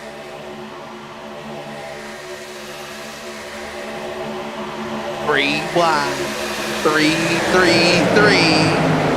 Up the middle, look at me, here goes Lions. Up top side, there goes Brian Chew, down to the bottom, Brady LeBoeuf. Look at Brady LeBoeuf! He got his stage points that he wanted, and now he leads them down the back straightaway. And Jacob, I know we're under 30 to go. Man, the inaugural Huey LeBoeuf Memorial. This is something that Brady wants to win. It might be the most special iRacing event in his life if he wins this race in homage, respect, and memory of his father. Yeah, Wesley, think about this for a second. I mean, he may be actually having a little bit of help from up above. Remember what happened earlier on. He was involved in the very first accident. Remember Kerry Tribute getting sent sideways? Guess who got him? It was LeBoeuf, because LeBoeuf got run over from behind. He comes down, gets into Tribute, and ends up sending himself up into the wall. Very hard impact for LeBoeuf. So I think he's got a little bit of help with him, a little bit of extra help with him riding with that number 24 Chevy here tonight. And yeah, I mean, I think he would be the sentimental favorite to win it here tonight at Talladega. 4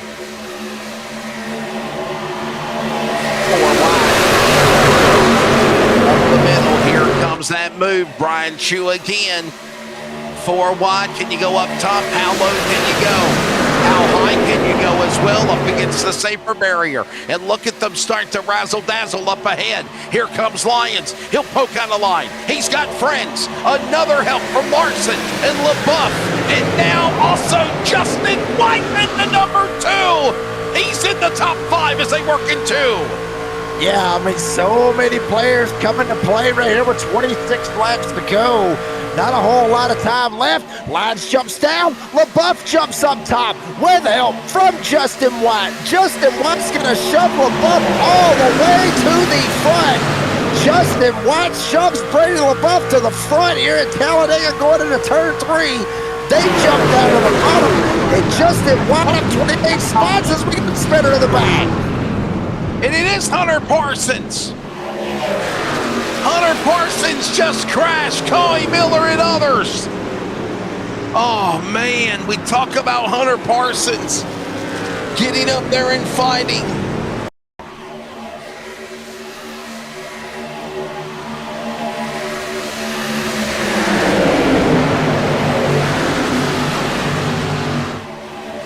Let's see what happens there. Oh, damn. It was right behind Lucas Lyons back here in the back. Ooh, might have been Shane Trotter. Wesley out in the 29 might have been, or it could have been Coy Miller in the 73. Could have been the cause of that, but they had a lot going on right there. Wow.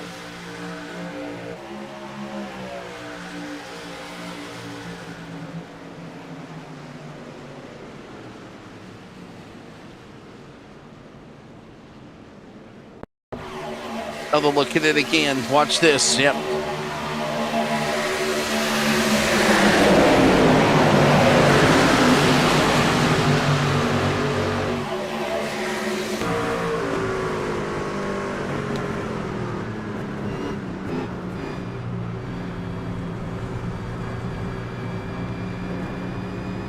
Dean, I believe it might have been Shane Trotter. I think that's who it was in the 29. I think it was Trotter.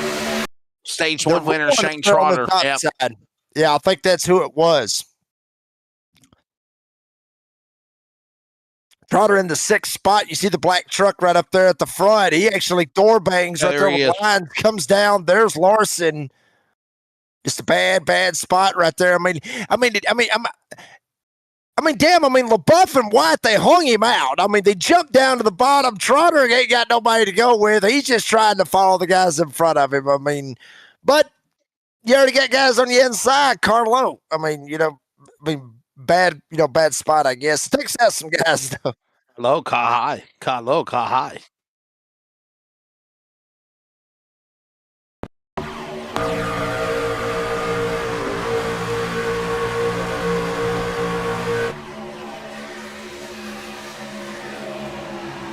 Another look at it again. Watch Trotter. He got pushed for Larson. Oh, man. And then Mungold. That's how Hunter Parsons got turned. Buzzy Mungold. You know what? I just have to say, let's bring him in. Let's welcome him back with open arms. No, I'm bringing in Hunter Parsons. I just want to get his thoughts, man. I just want to get his thoughts of his reception of coming back. What do you think, Jake?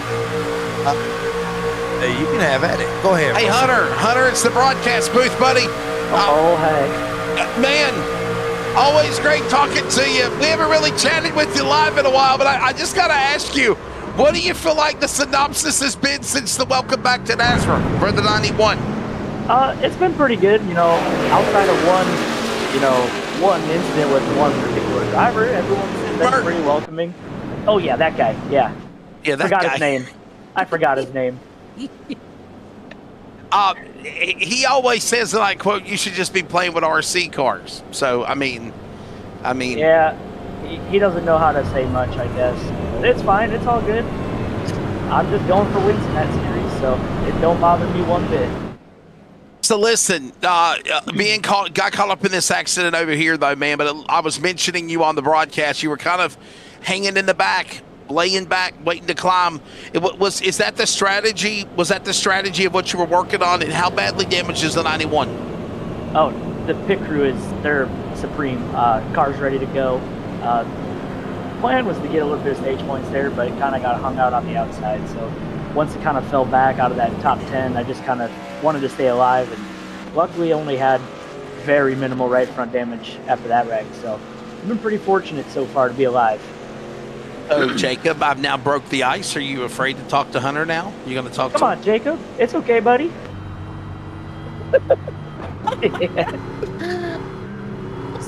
What's it gonna take for you to get back up there at the front? I mean, Hunter. We know Talladega. We know how this place is. It can be,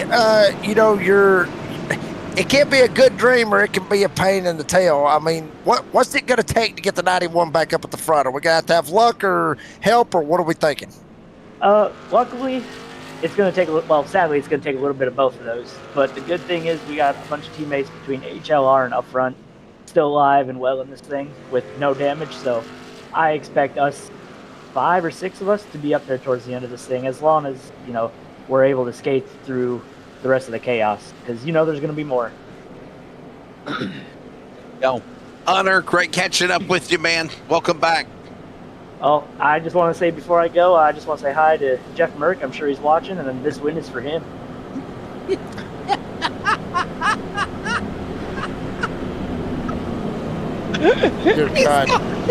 He's calling his shot. Damn. I love it. I freaking love it. I love it. If he wins, he's going and getting a lottery ticket tonight. He's going to have to. I mean, that's... If he wins this race...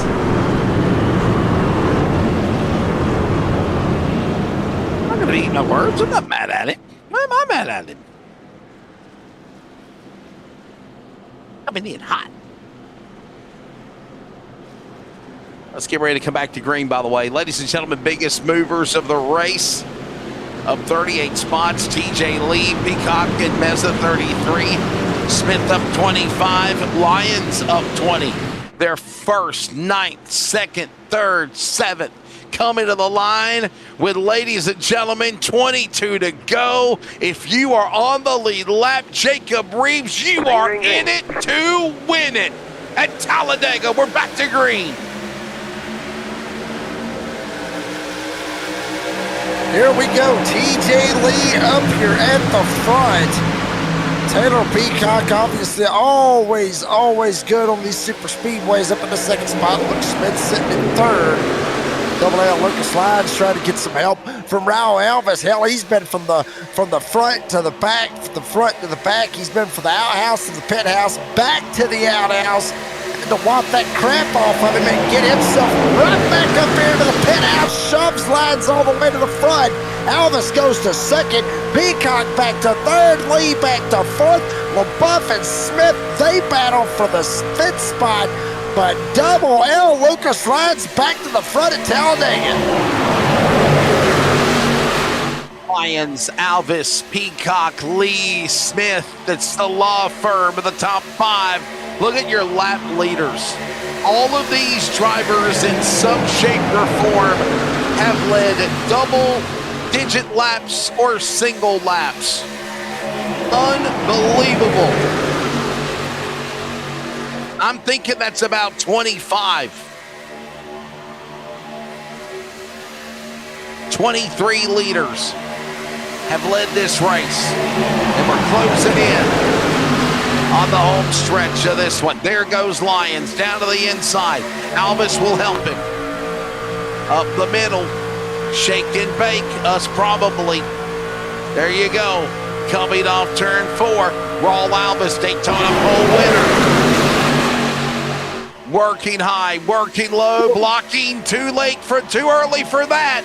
Premier Racing Setups, 20 to go. We go side by side as the leaders rumble into turn 1. Yeah, rumbling on down through here. Rumbling, bumbling, stumbling, as the great Chris Berman would say. Lyons up in the front, Peacock second. Tribute back to third. TJ Lee still up here into this mix as well. LeBoeuf, Alvis, Smith, Newton, Meza, Cofield, all of them up here inside the top 10. If you need a setup, go check them out. PremierRacingSetups.com. Enter the code of NASRA. Get 15% off your entire order. Damn it all, if you want the setups that NASRA races, PremierRacingSetups.com. As here comes Alvis on the outside. We are 3 by 3 again up the middle. Look at Raul Meza now. He's the monkey in the middle. The all-time starter of NASRA, career start number 551, and there's another block. Meza and Newton get together. Adam Newton was starting to climb up to the field, and he's crashed again. Carey Tribune down below, caution out. Oh, man.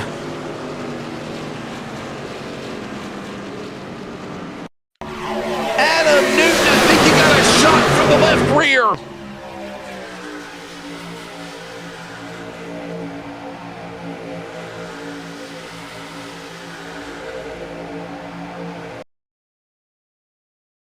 Yeah, that's Raul Meza into the left rear of the 19, guys. I mean, you can see it. The Cherries may be pushing the 37, Jacob, but it's a left rear shot to the DSR, Florida Cabinet Distributors, number 19, Hillsborough, North Carolina's Adam Newton. Nowhere to go for Carey Tribune. Here's a look at it again. And be lucky, Raul Meza didn't get any more damage than what he got, Jacob. Watch it. Here we go. Yeah, I've been riding on board with Raul Meza. We'll see what happens with 37. I mean, just a bad spot right there. Newton goes around. There goes Lyons. He goes around as well. Meza just trying to hold on. You got others back there sliding around, smoke everywhere, all kinds of chaos happening. Jacob, do you think maybe Raul panicked? So watch this. Do you think Raul Meza might have panicked? Because if we go back on board, you could see that they were starting to sandwich in and close in on one another. Do you think that's what made him hit the 19 the way he did? Yeah, I mean, I think maybe that is a possibility, but watch it again. This angle. Watch this angle right here. Watch this, audience. Watch Meza right here. Let's see if he actually gets tagged a little bit right here. Yeah, he moved a little bit. I mean, he might have got tagged from the back end, might have sent him into Newton, but granted, I mean, he was sandwiching him in there. Looked like that was Matt Cherry in the 45, so he hits Meza, kind of sends him up, but Newton was coming down as well.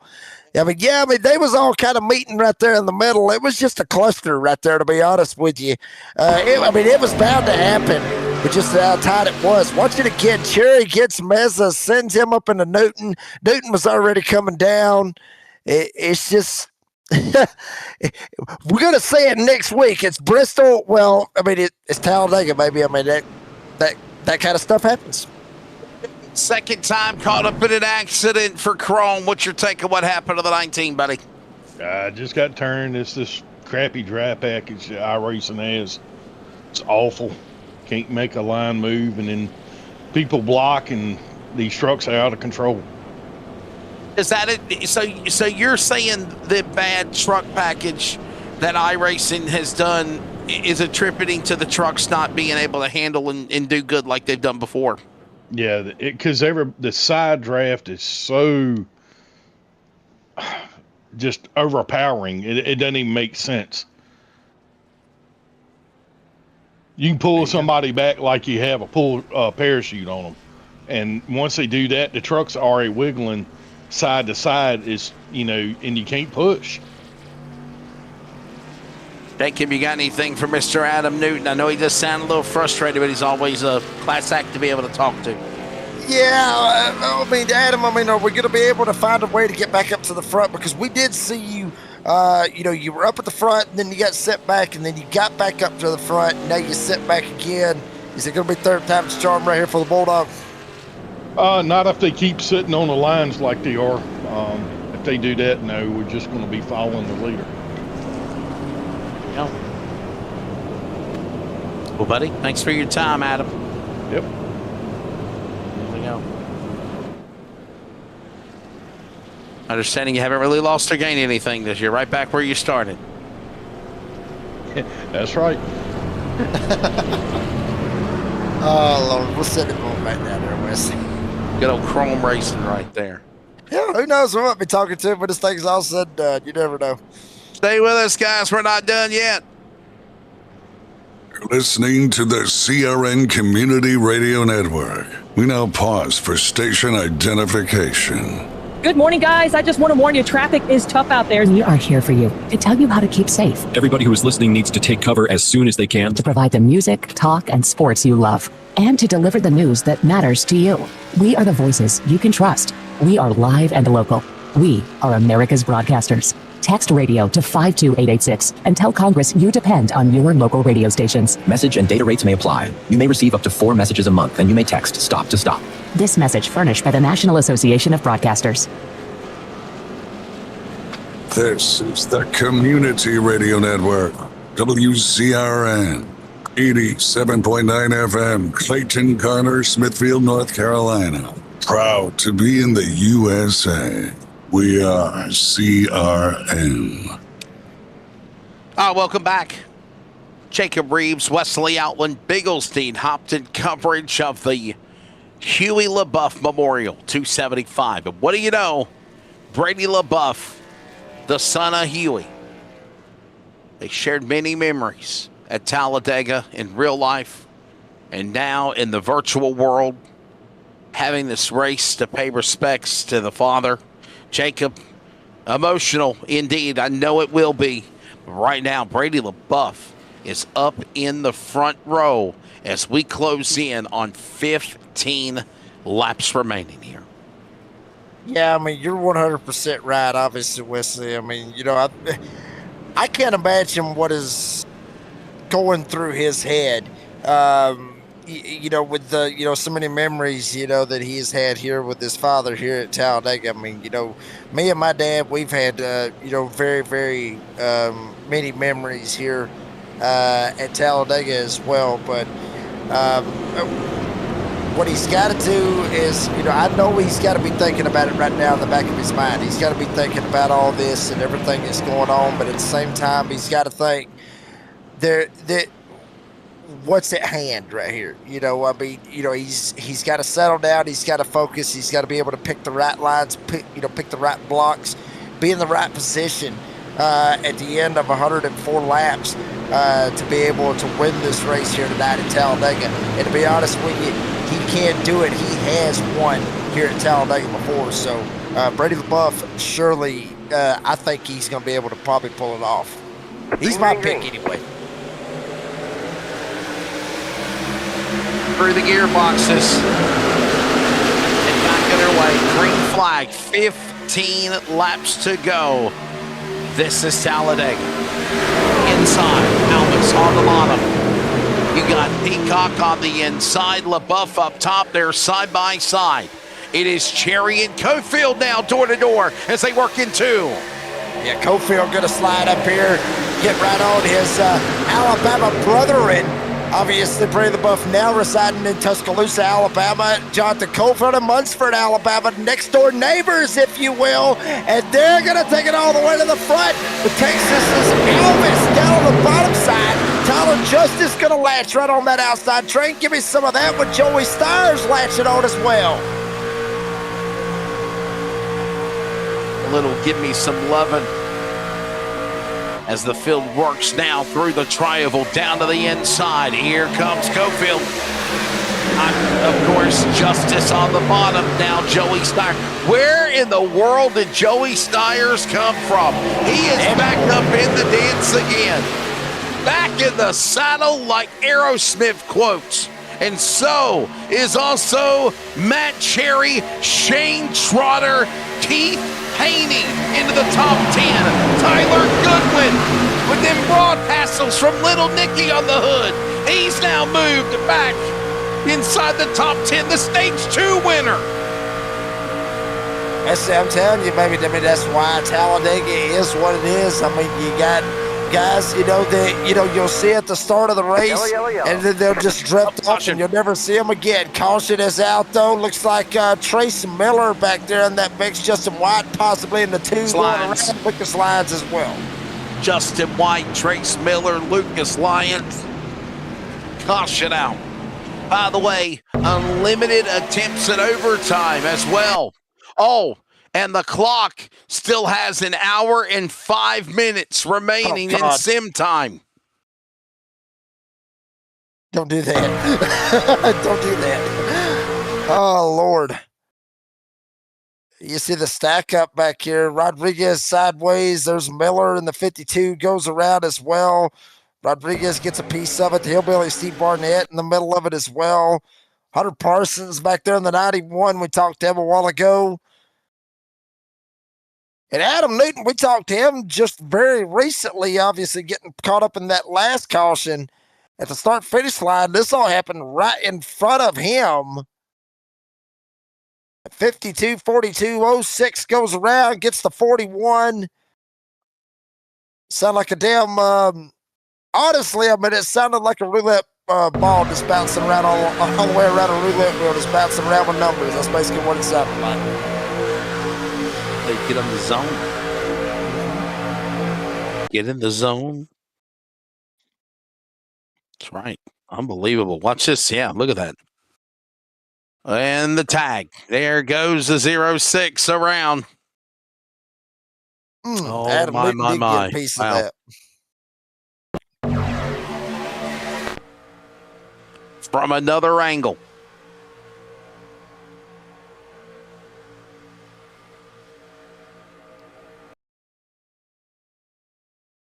Well, off Dean, the wall, another shoved tag. Wow, man. Yeah, I think Rodriguez might have got shoved up the hill, honestly, from Trace Miller. I mean, they were pushing a little bit coming off of the corner.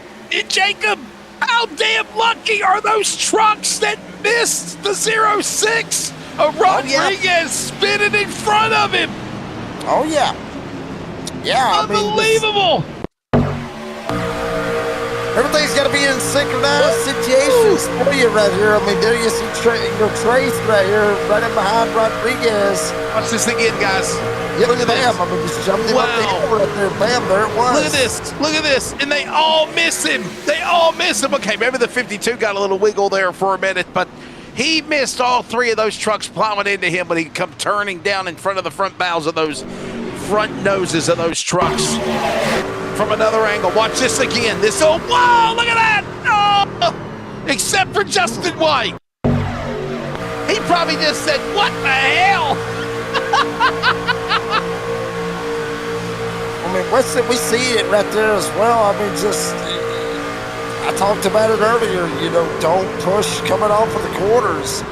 And that's exactly what happens. Sends Rodriguez around. Justin White gets into the middle of it as well. Damn, Kerry Tribune.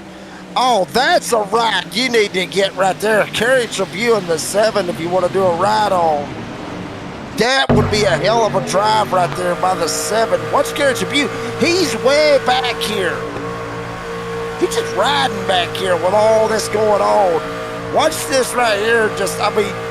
Literally, he had to close his eyes at one point. Look, smoke, trucks, this, that, this. Damn, slide right through and missed that one as well. Woo, Kerry Tribune. Had a baby.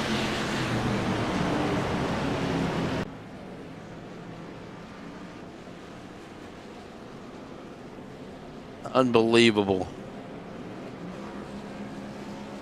And Wesley, I will say this from what Adam Newton was talking about a while ago. Obviously, I raced in this series. I raced in the DSR Electric Truck Series. I've raced in the past here on iRacing.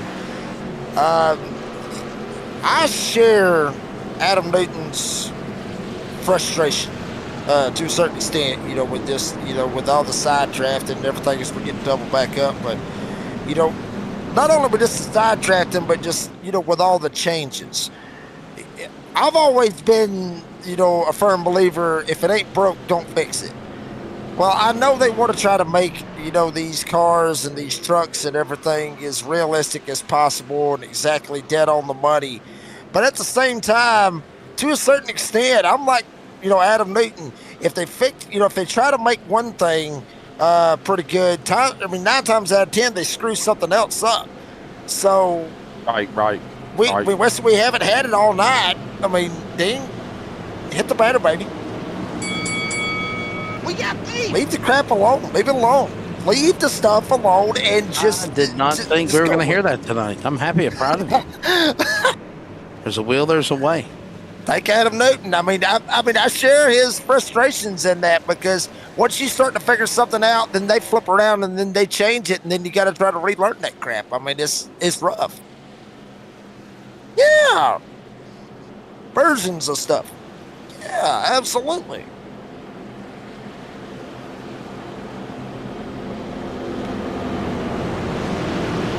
Yeah, it's all a money game. It's all about the money, like Wesley Allen said. It's all about the money. You talk about that car, the way it sucked it over yesterday, all right? That's all she's got to. Yeah. They have a crappy race at the Coca-Cola 600. I think people are going to riot when they see that nonsense on Amazon Prime. By the way, for all of y'all that are wishing that they were off of Fox, fret not. Their last race was yesterday. The only thing that you'll have to consider to continue to listen to is the horrible play-by-play commentary of Jamie Little in the booth for the Truck Series. Green flag. Back underway, green flag, 10 to go. Oh, I do not like Jamie Little. Jamie Little's a great pit reporter, right? She's not a play-by-play booth person. And it's our society, network society, trying to get somebody in there that doesn't have the experience of it. I'm gonna shut up. 9 to go. Cofield jumping in front, leading the way. It takes a special person to anchor a booth. I'm just gonna say that. For somebody that's done it for 30 damn years.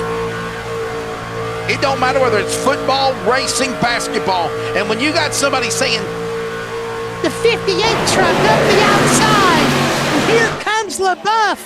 LeBoeuf's got to make a move. Steyers, what will Steyers do? Now that we're single file. Oh, just shut up. 8 to go. Here we go. Cofield up here at the front. LeBoeuf right behind him. Steyers, Cherry. Couple of champions up here in this mix with Cofield, LeBoeuf, and Cherry up here in this mix. Alvis kind of stuck in the middle of that with Steyers as well. Here comes Colton Hogan. Remember, won at Daytona last season for the season opener. Hogan trying to make something happen. LeBoeuf takes it down to the bottom side, but no help to him. Going into 3 coming this time with 8 to go. Wow. now. Subway working their way off the corner out of turn number 4. 3 wide again. Cofield up the middle. Stiers now with Jerry. And they are pushing and they are shoving. Here comes Cofield up the middle. Look at Raw Albus. Albus says, thank you very much. I'm going to go to the top side, baby. And he's got help from Hogan and Larson. Nah, not today. He's going to take it down in the middle side and try to make something happen. Try Look to at get Brady on the bottom. This as well. LeBoeuf trying to make something happen on the bottom, but the top side, well organized. A whole lot of them up here on the top side. More on the top side than there is in the middle and the bottom lanes combined, honestly. Top line is rolling. Alvis trying to mix it up, and the youngster Cole Larson, Holladaddy back in it as well. I'll be honest with you. We are seeing these drivers now start to make the outside line work in their advantage. But remember Daytona. Remember the Cup race or the ARCA race at Daytona. Nobody. Oh my God! The sideways, and we're crashing. Hunter Parsons, Adam Newton, go figure. Cody Knott. Yellow flag is out. Oh my goodness.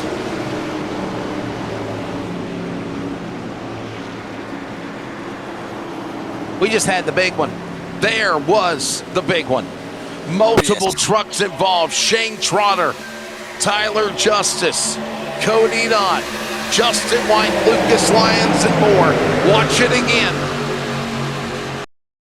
Yeah, kind of happened right up here as well. A little bit of a checkup. You see it, Lumpkin right there in the 18 possibly got tagged and got set sideways, and then God help everybody going through. Schroeder, Peacock, others involved. A couple of them doing a little bit of lawn work down the inside. TJ Lee, Shane Scott going to shoot it right through the grass and just try to miss it as best they can. But I think all of it was around the Lumpkin area, the Justin Lumpkin 18 truck area.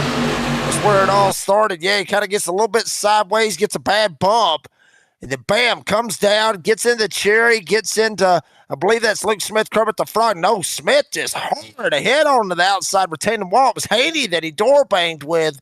Lumpkin able to get away, but everybody behind Lumpkin, like I said, got to be with them. I mean, look, just everybody just sliding into one another, trying to miss it. Chaos right there. Lumpkin and Cinnamon on that outside lane. I think that's where it all started. Just a little bit of a stack up. Bumps into him, sends him down. No. Looked like Cherry might have come up and got Lumpkin, to be honest with you, from that angle. Looked like Cherry might have come up and got him a little bit, Wesley. So many good trucks crashed out. That's the big one. We just saw the big one take place. I mean, we've seen what feels like to be big ones, and it's climaxed, and it's got bigger and bigger and bigger. Late race caution here in stage number 3 in the finish of the Huey LeBoeuf Memorial here in Talladega. There is 5 laps to go. And again, watch this again. There's the 18. There's Lumpkin. There's Cherry. There's Stiers. There is the Spice Man, Chris Cinnamon. A shot to the 3 to the 18. The 45 somehow weasels by. Look at Keith Haney. I bet you those panties ain't red no more. They might have a little extra excrement from it. And then the crash. First you say it, then you do it.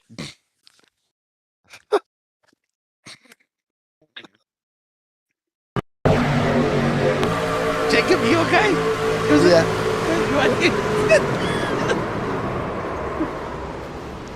I think he thinks to himself, how the hell does Wesley come up with this stuff? I come up with some stuff off the wall, dude, but you're able to do it a little bit better than I am on some of this stuff. But justice on the fly, involved, brother, on the fly, the big involved, one. Literally, I mean, you name it. Yeah, Taylor Peacock and the 81 involved in this one as well.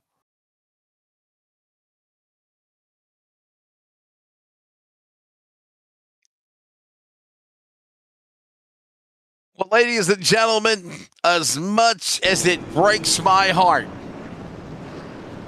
my time has come to an end for tonight. I have to go. I've stayed here as long as I could with the clock.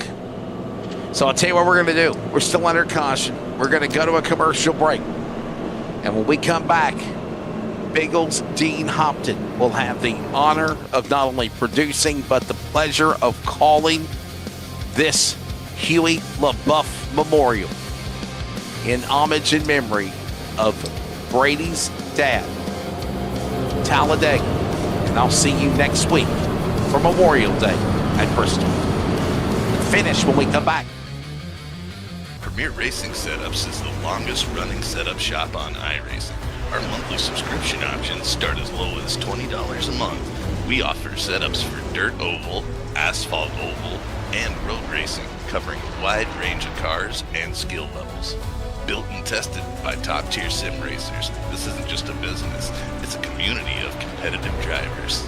If you want to better your iRacing experience, head over to PremierRacingSetups.com today. And remember, if you don't get one, you're going to chase one.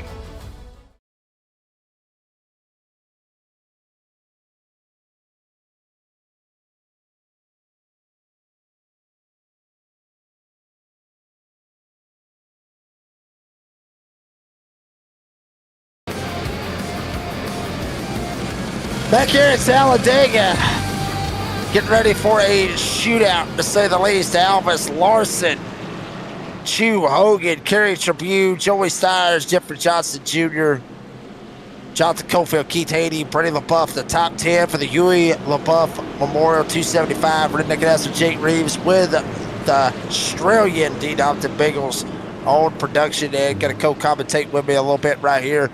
Dean, buddy, I think we're in for a hell of a finish. To be honest with you, this is like a crapshoot right here. This is literally what I like to call go to the casino, put your money on a number, spin the roulette wheel, and just hope it lands on your number. Yeah, I think so, Jacob, because it's get that situation now where everybody has essentially been involved in some sort of wreck along the line, haven't they, at some point in this race? I mean, if you looked at judged by the lap leaders as well, too, just about everybody's had a lap under their sleeve in this race, and now it's going to come down to crunch time.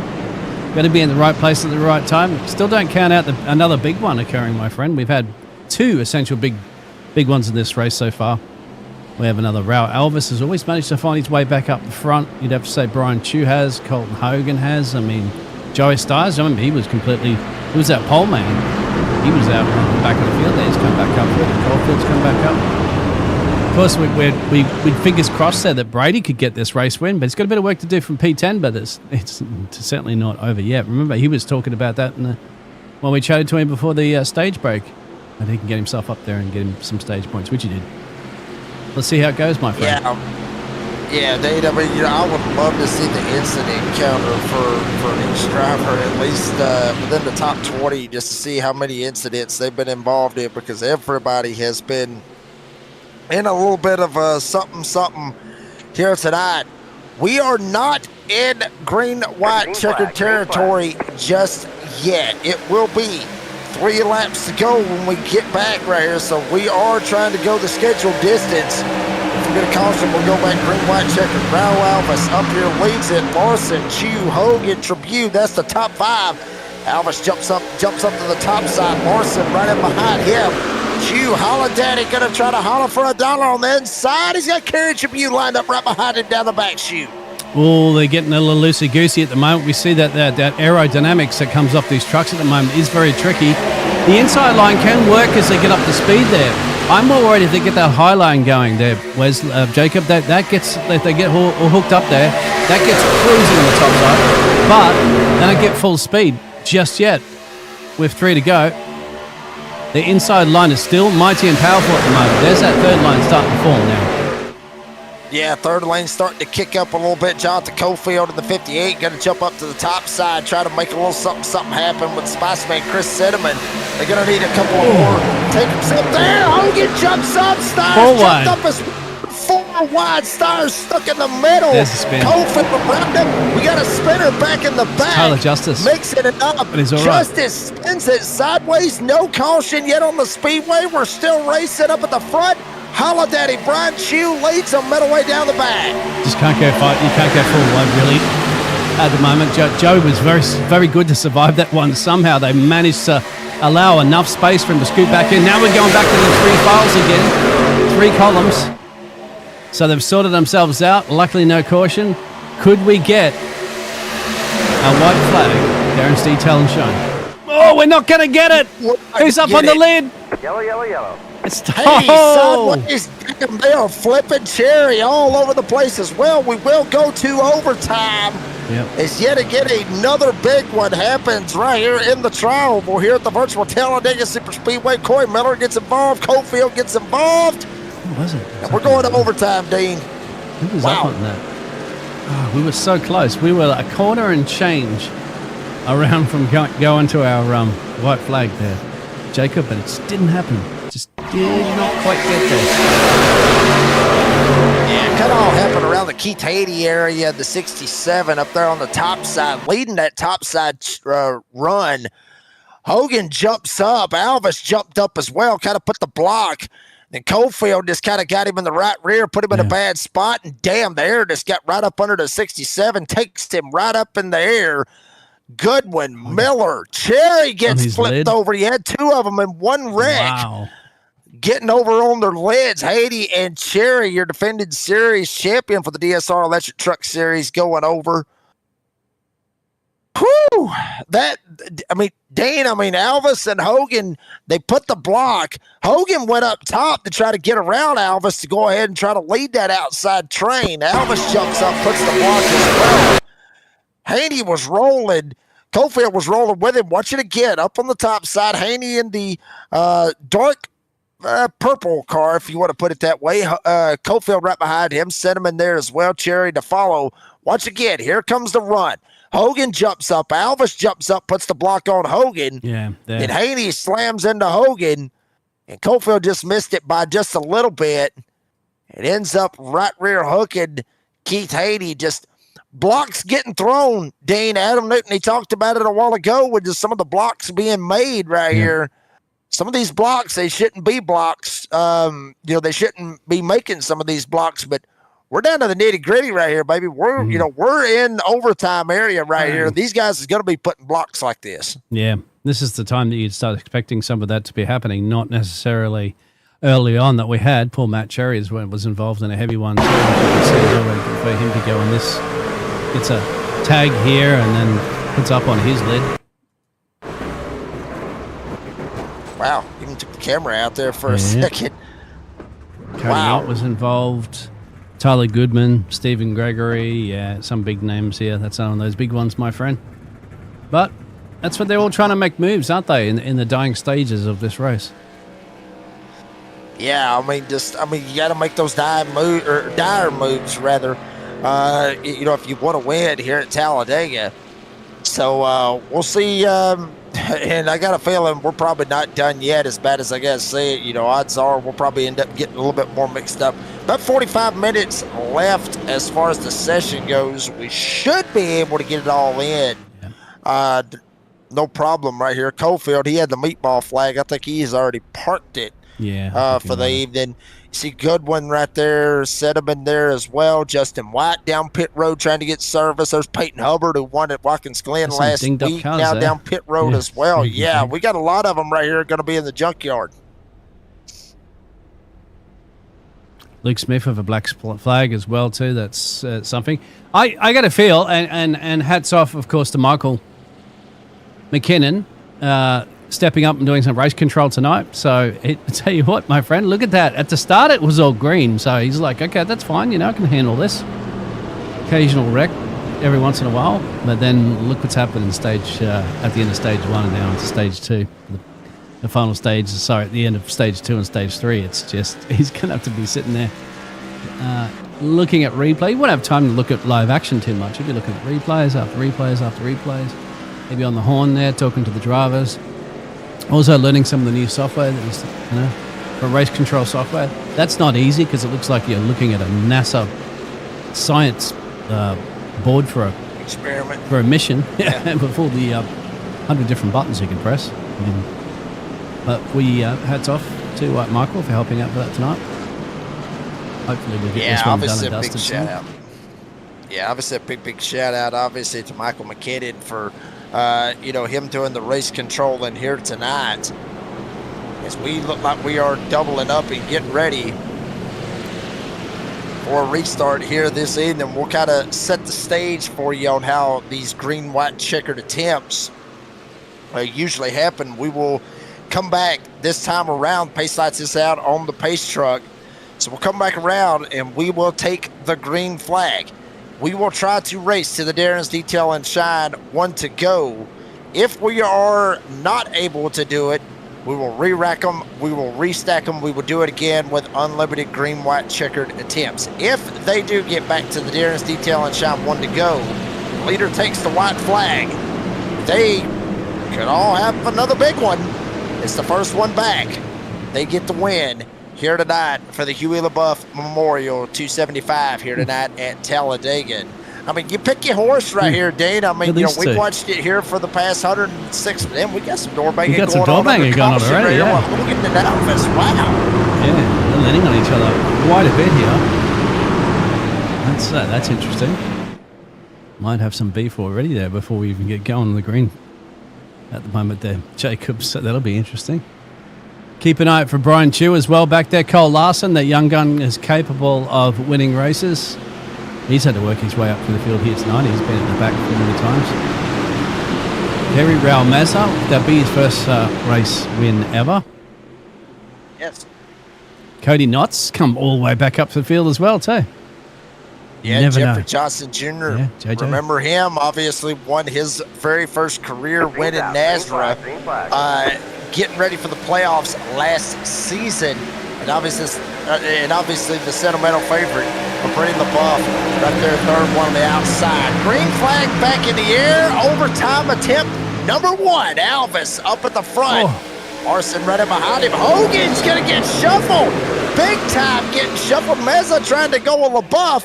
Meza all by himself up on the top side. Elvis leads him off turn 2. I think there'll be a few drivers wanting to get behind there and give LeBoeuf a nice little push here. At least LeBoeuf is behind Cole Larson. Brian Chew's up at the inside line there. You said it right, exactly, didn't they? Colton got left absolutely. Nobody wanted to go in the middle lane for him, so it was top side or the inside.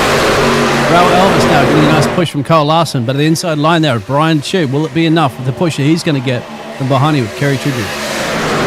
Yeah, nobody going to hopefully cause an accident right here in the trial where we can get it done here tonight. Johnson going to try to jump up. They're going to try to split LeBoeuf. 5-1. 5-1 at the line. Darren's Detail and Shine 1 to go. Elvis Larson up here at the front.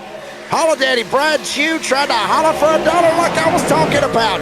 Going to the third spot. He's got Lyons. Lyons got caught up in numerous accidents. There you go. Here comes Brian Chew. He jumps up, bounces it off the outside retaining wall. Elvis tries to jump up, put the block. Here comes Cole Larson on the inside. Lyons hooks up with Larson. Larson goes to the front all by himself. We got him spinning. We got him sliding back there in the back. Now they're keeping it going. Larson all by himself up at the front. Lyons going to try to get one last shot. Will he pull the slingshot? He gets forced down below the yellow line. Here comes Chew. Holiday trying to make it happen. Maybe a photo finish at the line. Lyons down on the bottom side. Coming to the line. Wreck as well. It's Lyons. Damn, looks like Lucas Lyons gets the win. I believe he did. At Talladega. Yep. At least that's what Lucas time is saying. According to timing and scoring, Lucas Lyons, Brian Chew, Cole Larson, the podium finishers. Lucas Lyons wins it here tonight at Talladega. What a finish.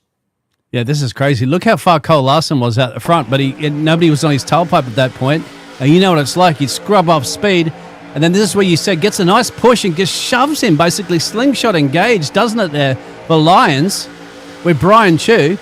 Now wanting to give, looks like Cole Larson a push, but then they get into each other in a second here. There's a little bump from the 5, and that turns 41 of Lucas Lyons across the line. How's that one for you there, Jacob? Wow, what a finish here tonight at Talladega. What threw me off a little bit was Lyons kind of got forced below the double yellow line from Larson. Didn't really know, how they may end up calling that, but this is at the line. I mean, this is trying to be the stop motion camera. It's so hard to do it. But that is how close it was at the line. That's a and photo. Larson ends up still getting the third spot. Yep. Looked like Hogan might have got third from what I thought, but according to time it had scored, it's showing Colton Hogan with fourth, Rodriguez fifth, and Shane Trotter getting sixth. But Lucas Lyons, even though it was the back end first, and damn, they flipped after the fact, but Lucas Lyons does get the win, and he's going to burn it down. Remember, Dane, if you remember not so long ago with Lucas Lyons here at Talladega, needed to get him a win to lock himself into the next round in the playoffs. I believe it was last season. And there was controversy on it because the time limit went over.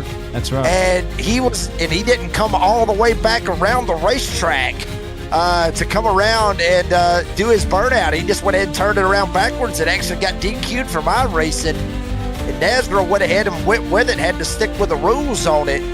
And he ended up getting that win taken away from him. But here tonight, according to what we're showing and according to what we're hearing, Lucas Lyons is going to get the win here tonight. 108 laps, 286 miles, 33 lead changes between 22 different drivers, 12 cautions for 36 total laps. Shane Trotter gets the hard charger, up 34 spots. Brian Chew leads the most laps with 20. Out of 108 laps, Brian Chew led the most laps out of 20 laps. That is crazy as hell. Lyons gets the fastest lap. Stiers was on the pole. When it was all said and done, Lucas Lyons leading 8 laps. Gets the win for Bandits Motorsports here tonight for the Huey LeBoeuf Memorial 275. Brian Chew, Hollandaddy will get second. Colton Hogan will get third. We'll talk to those drivers here in just a little bit. Cole Larson. No, now we're showing. Yeah, no, now it's showing Colton Hogan up here. They flipped them. So it looks like it is Colton Hogan, so it's not going to be Larson. So Colton Hogan's going to get third with Larson fourth. Josh Rodriguez will get fifth. Shane Trotter will get sixth. Brady LeBoeuf in the memorial race for his father will still rack up a top 10 here tonight. He'll get seventh with Trace Miller getting 8. Adam Newton, the Bulldog, still able to fight back after all that. He still gets a 9. And Raul Alves will get 10. Joey Stiers, pole sitter, able to come back and fight back and get an 11th place out of it. Jeffrey Johnson Jr. gets 12th. Taylor Peacock will get 13th. With Raul Meza still searching for his first win at NASRA will get 14th. Kerry Tribune will get 15th. TJ Lee, Hillbilly Steve Barnett, JL Justin Lumpkin, Buzzy Mongold, Cody Knott. That is the top 20. And we ain't done yet. Tyler Justice, 21st. Keith Haney, 22nd. Peyton Hubbard will get 23rd. Hunter Parsons gets 24th with Matt Cherry, 25th. Coy Miller, Justin White, Spice-Man, Chris Sitterman, Craig Schroeder, Tyler Goodwin, the top 30. And guess what? We got more. We ain't done yet. Jonathan Cofield gets 31st. Shane Scott, 32nd. Luke Smith, Kermit the Frog, gets 33rd with Stephen Gregory, 34th. 971 and Nate Bauer gets 35th with Peyton Johnson, Aaron Van Ryder, Zach Hartwig, Andrew Harris, and Adam Newbert, the top 40. And guess what? We ain't done yet. Jason Morales, Dylan Elinich will be the 42 drivers that raced it here tonight. Michael McKinnon, our great race director here this evening, done a fantastic job standing in for Mr. TJ Moore. Well, Dean, what do you say we pay some bills one more time? Get these guys up in here and holler at them real quick. We're going to take a break. We'll be right back with your podium finishers. Don't go anywhere. NASRA, DSR Electric Truck Series, Talladega. We're back right after this. Premier Racing Setups is the longest running setup shop on iRacing. Our monthly subscription options start as low as $20 a month. We offer setups for dirt oval, asphalt oval, and road racing, covering a wide range of cars and skill levels. Built and tested by top-tier sim racers, this isn't just a business, it's a community of competitive drivers. If you want to better your iRacing experience, head over to PremierRacingSetups.com today. And remember, if you don't get one, you're going to chase one.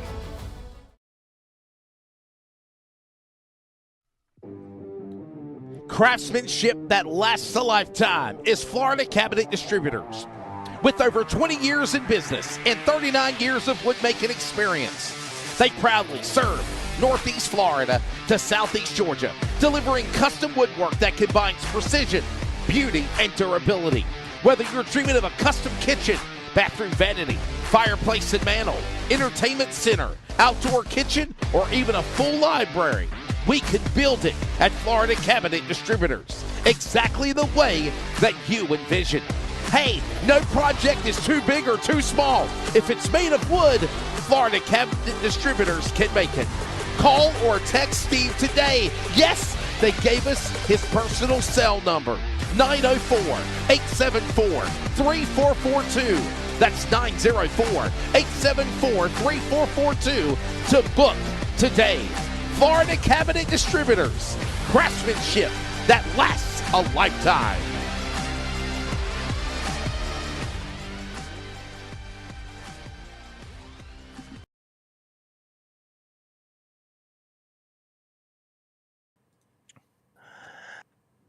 Back at it here at Talladega. What a finish we saw here for the Huey LeBoeuf Memorial 275 here at Talladega DSR Electric Truck Series Round 6. Race winner, Lucas Lyons. Lucas, hot damn, buddy. Last time you had a shot at Talladega, you got it taken away from you for a technicality, but you get it here tonight, up 22 spots. Congratulations on the win. Tell us about that whole last lap. I mean, we're looking at your graph right here, your Price is Right graph. Hell, you were all over the place, buddy. Yeah, I really was, and I really hope that they don't take this one away when Cole decided to block me down underneath the yellow, and then I lifted and came back up. But yeah, my night was all over the place, and you see here us going 5 wide to the start finish line, coming to the white flag, which was absolutely ridiculous in my opinion. So thanks, Colton and Brian and everybody there for not dying. But yeah, it was a very up and down night, and I got frustrated by someone coming into my voice chat and saying I need to get good. So to the person that came in here, seems like I got good. Well, Lucas, buddy, you get the win here tonight. Obviously, get it back from obviously the last time we were at Talladega. Obviously, you get the win. What does this mean as far as momentum goes for you throughout the rest of the season? And obviously, after that, transition that to your sponsors and any shout outs. Well, it's great momentum. I've had a bad, rough few races, and I don't think it's really shown the ability I have. But with this win tonight, it looks like I'll be drinking some Laughing Clown malt liquor and chewing Big Red and praying to Tom Cruise and everything like that. So I want to first shout out my 3D printing company that I'm trying to start up, making trophies, name rails, number plates, whether it's NASCAR, Monster Jam, whatever. And if you send me something and you want it done, shoot me a message and I'll try it the best of my ability. Tyler Manning Designs, Coalfield Asphalt Refinishing, and everybody over at Bandits and the few people at Renegade that I could tolerate and not come in my call and decide to get under my skin about that. So I'm looking forward to Bristol. Lucas Lyons gets him one here tonight at Talladega. Lucas, buddy, congratulations on the finish. Congratulations on the win. Appreciate your time. We'll see you at Bristol next week, buddy. Thank you. That was Lucas Lyons gets the win here tonight. Go to second place finisher, Mr. Holla for $1. Holla Daddy, Brian Chew getting a second out of it. Brian, baby, I thought we was really going to be hollering for $1, to be honest with you. I thought you was going to have a shot right there to get the win. You come home second. I mean, you got to be happy with second. You was telling me you had 0 incident points out of this. I'm seriously calling BS because I can't believe that after all that we saw here tonight. I'm looking at the top 3, and Lucas, 44 incident points is unbelievable. And he wins the race. That's actually an incredible stat right there. But I did have a 0x. I believe I'm the only driver to have a 0x in the whole field. So you know what? I'll take that as a, consolation prize, I guess. But it's been a long drought for me. I was hoping I could pull off the win. I mean, I think because a lot of the trucks had damage, I felt like I was pretty fast out there. Anytime I could get to the top line, I could get back to the front. Bottom line, just was just stacking up all night slow. Got a good push there the last couple restarts with Kerry Tribune, so appreciate him keeping me up there.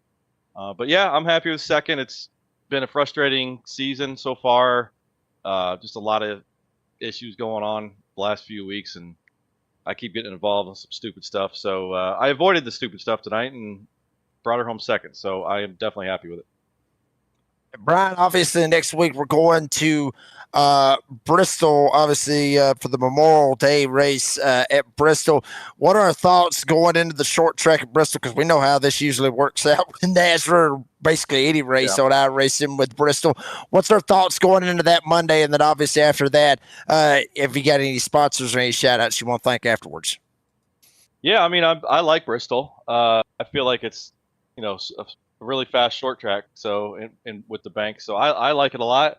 But it's just a race of attrition, like you're saying, and we'll just hope to try to stay out of the things, and hopefully some of these guys have maybe learned a little bit to not having to push it all the time. But it didn't really seem like that at the end of this race today. But so yeah, I'm excited for Bristol. I like it. We'll see how it happens, and proud of my finish today. And I want to say thanks to DSR Electric and Dan Gobble.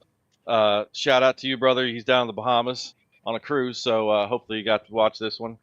And Florida Cabinet Distributors, they helped me out a lot of stuff too, Joshua Suss and his family. So appreciate them and appreciate everyone in the league. Appreciate you guys up in the booth. Congrats to Lion Colton. Good finish up there that we didn't get all destroyed. And hey, on the next week. Appreciate everything.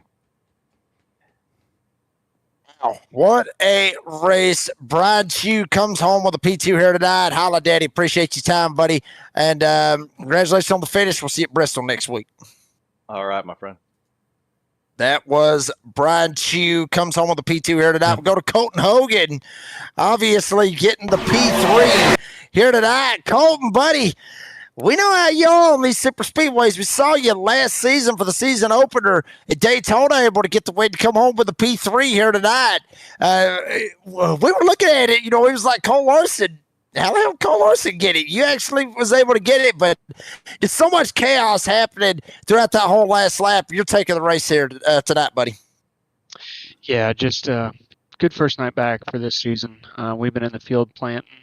Been a pretty challenging spring, so this is kind of taking the back burner, but we got finished up and got out here tonight, and we just happened to be in the right spot there at the end. Coming to the white flag there, we were like 4 and 5 wide, and I got some speed scrubbed and just happened to sit back and catch the right air coming around for that last lap. So yeah, no, congrats to Lucas and Brian on them finishes there. That's a cool shot right there coming to the line. I don't know if I've seen one that close yet here. You almost had that P1 actually. That's how close. I really thought so. Right there, when you see my nose is past Lucas's spoiler, and I thought he was more sideways, so I really thought that I had a shot there, and we came through and it said third, but I couldn't see Brian up there. I thought Lucas and Cole were the only ones by us, so that was fun. That was chaotic. Sped in pit road one time, kind of shot ourselves in the foot, but just avoided them and stayed alive till the end there. That's what you got to do when you come to these super speedways, and Colton Hogan was able to make that happen here tonight. Colton, buddy, congratulations on the finish. Appreciate your time. You got any sponsors, any shout-outs you want to thank before we let you go, buddy? Yes, sir. Everybody up front. Those boys are, I couldn't do it without them. Working together, teamwork every week is pretty hard to beat. Makes it a hell of a lot more fun when you can race with guys like that. And Hogan Farms, Hogan Enterprises. I'd like to shoot a shout out to all my boys at Stinker TV there. Got a few of them in the league this year. A couple new ones, Coy Miller, Trace Miller, Shane Scott's back. So and you guys, everybody at NASRA, and Nothing Runs Like a Deer. We'll be out at them next week. You're a part of that Stinker TV group, I guess. I didn't even know that. I would have not pictured the John Deere number 5 being a part of the Stinker TV guys. Well, I guess it is what it is. Colton, buddy, congratulations on the podium finish here tonight, buddy. Appreciate your time. We'll see you at Bristol next week. You bet. That was Colton Hogan, gets the podium, gets the P3 here tonight at Talladega. Well, folks, that pretty much does it. Dean, buddy, any final thoughts here tonight for a wild one, as it usually is here at Talladega, buddy. Always a pleasure. Wild one as well, too. Congratulations to all those drivers as well. There's your lap leaders. As you can see, that's quite crazy, isn't it? The amount of drivers that actually managed to lead a lap there. Unfortunate for Brady LeBoeuf, of course. It would have been fantastic and very sentimental to get the race win here tonight, but he did end up finishing in the P12 position as well, too, for Brady. Then he got a chance to lead a couple of laps. So, overall, yeah, I mean, started off great. It was a lot of drivers, a couple of big crashes. What do you expect? It's going to take a lot of drivers, but surprising enough, flipping around, my friend. You know, some of the drivers are running at the back of the field, including Mr. Lucas Lyons, comes home and wins the race. Yeah, I mean, just crazy finish, obviously. Tonight, it usually happens like that at Talladega. Like I said, I mean, y'all know me. Every single one of y'all know me. Y'all know I love this place. I mean, it's a second home to me. Hopefully here very soon when my son gets a little bit older, I'll be able to take him to some races here. So, I mean, just a cool atmosphere, cool place to go watch a race, cool place to go party, too, if you get a chance. I will say this, when you go, what happens there stays there, so just leave it like that. But you're a daddy now, Jacob. You can't be partying like you back in the day. You probably still will. I'm just talking about how it's been in the past. I mean, you know, I got obviously I'm a daddy now, man. I can't do none of that crazy crap and everything, all that. Bristol's next week. You see the rest of the schedule, you know what you got going all the way down to Bristol. And obviously we got a hell of a season left here with the DSR Electric Truck Series. So it's going to be a good one. And we'll see what happens when we get rocking and rolling for Memorial Day next Monday night. But folks, that's going to do it for this broadcast here on the NASRA 360 Racing Network. Got to thank all the great sponsors, each and every one of them. I mean, so many great sponsors. I mean, just so many of them. I mean, literally Cops, you know, for what they do for the now Thursday night truck series. You know, Murph's Magical Creations, Premier Racing Setups for what they do. I mean, A's Lawn Landscaping, 213 somewhere, you name it. But DSR Electric for always sticking around here for the Monday night series. Dan Gobble, everything that they do, appreciate their love, appreciate their support here for the North American Sim Racing Association. Shout out to the drivers. I mean, regardless how many cautions it is, hell, we saw 5, 4 wide, we saw it all here tonight. We saw big ones, you name it, and a wild finish. So give a shout out to the drivers for always putting on a fantastic show. Fans coming out in big numbers. If you haven't yet, make sure you like and subscribe to the NASRA 360 Racing Network. Keep up with everything going on with the North American Sim Racing Association. Brady LeBoeuf, Cody Knott, Michael McKinnon doing the race control here tonight. Brady and Cody allowing us to come in here, be ourselves, entertain you, the fans, see some of the best racing on iRacing, which is the North American Sim Racing Association. For my good buddy Wesley Allen, being the lead and also commentating here this evening, and the best damn producer in the business, the Australian Dean Hopton Biggles. I'm the redneck announcer, Jake Reeves. Said as I always say, be safe, be kind, be fast. Alabama in the rearview mirror. Love me some Dixie here in the great state of Alabama. Now we're going to the last great Coliseum, which is Bristol. It will be a good one. Memorial Day, 9 p.m. Eastern Time next Monday night. NASRA 360 Racing Network. What's what Odell Jr. says, Dean? It's Bristol, baby. We'll see you next Monday night. God bless, and bye for now.